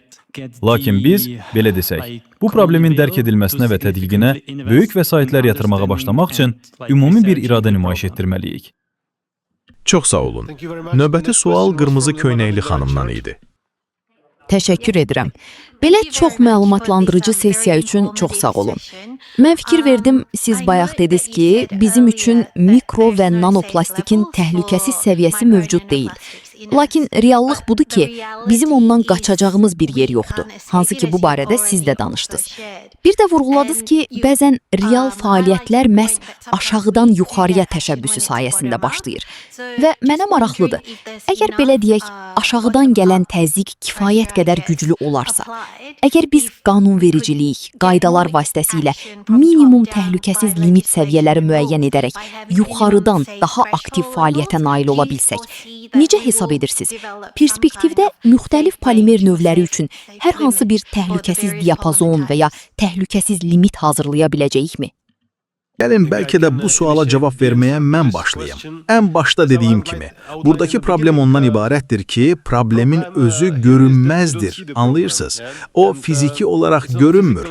Üstəlik, bu, fənlər arası bir gündəm olduğundan, başlanğıçda qeyd etdiyim kimi, siyasi dogmatik bibliyalara, müqəddəs kitablara toxunur. Dünyada, həmçinin burada, bu binada, bu Brüssel qabarcığında elə siyasətçilər var ki, onlar, məsələn, iqlim dəyişikliyinin yalnız qalıq yanacaqların yandırılması səbəbindən baş verdiyinə dair bəyanatlara böyük siyasi kapital qoyublar. Nöqtə. Anlayırsınız? Və əgər siz indi onların yanına belə bir nəzəriyyə ilə gəlsəz ki, hansısa nanoplastiklər və mikroplastiklər var, hansı ki, bəli, sağlığa zərər verir, amma hələ ki, bunu heç kim görmür. Əlbəttə, araşdırmalar var, lakin problem hələ də o qədər də nəzərə çarpmır və eyni zamanda bu, onların bibliyalarını alt-üst edir. Onlar müqavimət göstərməyə çalışırlar. Çünki əslində bu, ən azı 1 və ya 2 illik ərzində öz seçicilərinə bütün həqiqəti söyləmədikləri mənasına gələrdi. Və bu, mütərəqqi adamların etməyə çalışdıkları şey, bir qayda olaraq sadəcə öz elektoratlarını əldə saxlamaqdır. Onlar dəyişiklik ehtiyacını qəbul edə bilmirlər. Mən özüm korporativ biznesdən gəlmişəm. Mənim üçün hər şey sadədir. Əgər bizim şirkət strategiyamız varsa və zaman onun təkmilləşdirilməyə ehtiyacı olduğunu göstərirsə, biz onu götürüb təkmilləşdiririk. Lakin bəzi siyasi qollar, siyasi partiyalar üçün əgər siz bu istiqamətdə gedirsinizsə və sonra hər şeyi dəyişmək lazım gəlirsə, bu onlar üçün itki olacaq. Bunu yeni bir imkan kimi istifadə etmək əvəzinə, onlar sadəcə bundan qorxurlar. Ona görə də cavabımı yekunlaşdıraraq, qorxuram ki, müxtəlif partiyalardan olan siyasətçiləri inandırmaq üçün aşağıdan yuxarıya qat-qat çox təzyiq olmalıdır. Çünki Avropa İttifaqında təəssüf ki, bizdə majoritar sistem yoxdur. Sizin 5, 6, 7, 8 siyasi qrupunuz var və onların hamısının arasında çoxluq tapmalısınız, anlayırsınız. Atlantikin o tayında bununla bəlkə də bəzən biraz daha asandır. Pastor Burns, orada sizin əslində 2 partiyanız var və onlar bir-birini əvəz edir. Beləliklə, bu ictimaiyyətin bu problem haqqında daha ucaldan bəyan etməsi üçün əla bir səbəbdir. Budur mənim cavabım. Təşəkkür edirəm.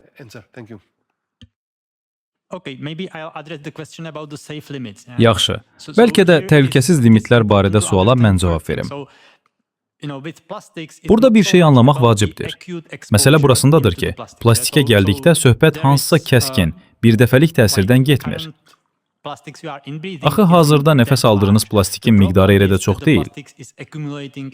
Problem ondadır ki, plastik zaman keçdikcə orqanizmdə toplanır və təhlükəsiz səviyyələrlə bağlı çətinlik də məhz bundadır.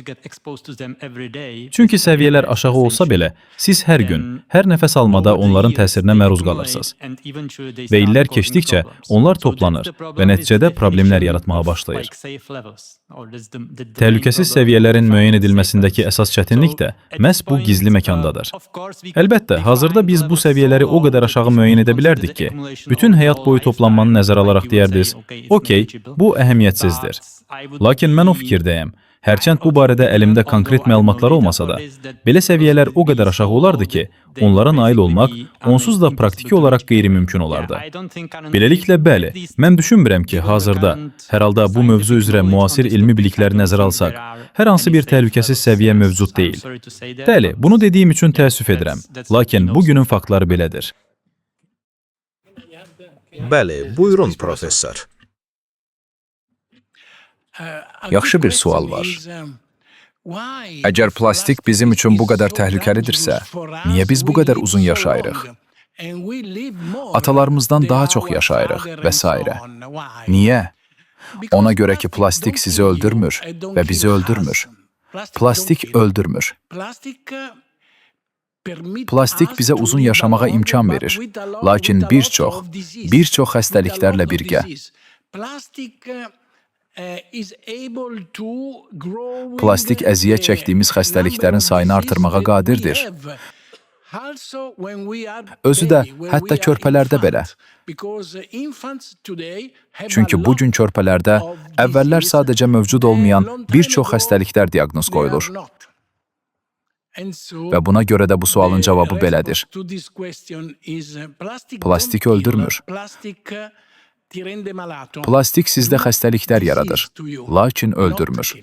Təşəkkür edirəm. Çox sağ olun.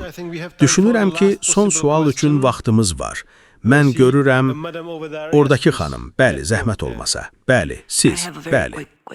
Mənim çox qısa bir sualım var. Bir psixoloq kimi, əgər mən sizin təcrübənizə əsaslanaraq nano təsirin ictimai psixi sağlamlıq sahəsində psixoloji pozuntularla əlaqəsini tapmaq və ya tapmamaq üçün bir araşdırma aparmaq qərarına gəlsəm, belə bir araşdırma üçün hansı göstəricilərdən istifadə etməyi məsləhət görərdiniz? Deməliyəm ki, mən Albaniyadanam və buna ehtiyac böyükdür. Ona görə də qısa və konkret cavab almaq üçün bu fürsətdən istifadə etmək istəyirəm. Mən sizə qeyd etdiyim hesabatla, yəni konfransımızın təməli ilə tanış olmağı qətiyyətlə tövsiyə edərdim. Bu hesabatda 100-dən çox resenzentli məqalə və onların təhlilini tapa bilərsiniz. Bu sizə mövzu ilə bağlı öz araşdırmanıza başlamağa və bütün mənbələrlə işləməyə kömək edəcək. Texniki komandaya hesabatı ekranda göstərmələrini xahiş edirəm ki, siz onu ekran şəkli kimi çəkə biləsiniz. Mark Pastor Burns. Yekun nitqi söyləmək istərdinizmi? Yaxşı, ilk növbədə mikro və nanoplastik probleminin ön plana çıxması məni çox ruhlandırır. Allatranın, Marinanın və Birləşmiş Ştatlardakı gözəl komandanın sayəsində mən bu böyük real problem haqqında yenicə məlumat əldə etdim.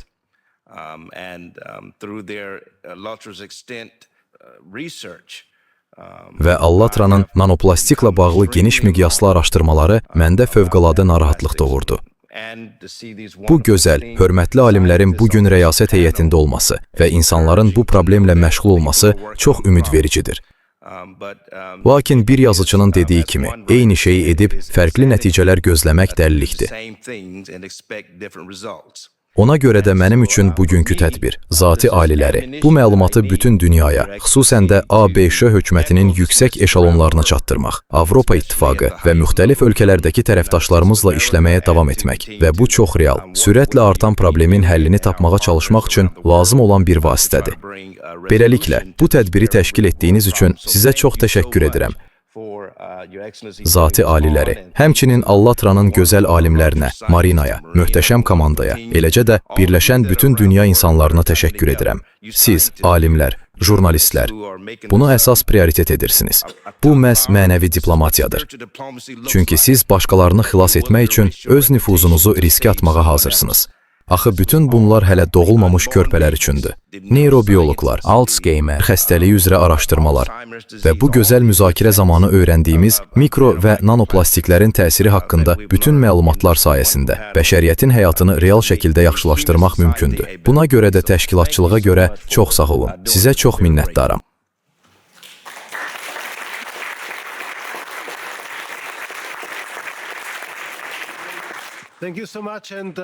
Çox sağ olun. Mən də ilk növbədə dəvət olunmuş bütün ekspertlərə öz həqiqətən dəyərli töhfələrinə görə təşəkkür etmək istərdim. Biz hamımız qarşımızda nə qədər ciddi bir çağırışın dayandığına əmin ola bildik. Bu qlobal bir çağırışdır. Bu dünyanın əslində hələ düşünməyə və öz risk menecmentində nəzərə almağa vərdiş etmədiyi yeni bir fenomen, yeni bir elementdir. Burada əlbəttə ki, qlobal şəkildə əlaqələndirilmiş fəaliyyətə ehtiyac var. Və mən çox şadam ki, biz bu mövzunu Avropa Parlamentinin platformasında qaldıra bildik. İnanıram ki, biz bu istiqamətdə mübarizəni davam etdirə biləcəyik. İştirak edən, köməklik göstərən hər kəsə və əlbəttə ki, məruzəçilərə bir daha böyük təşəkkürümü bildirirəm.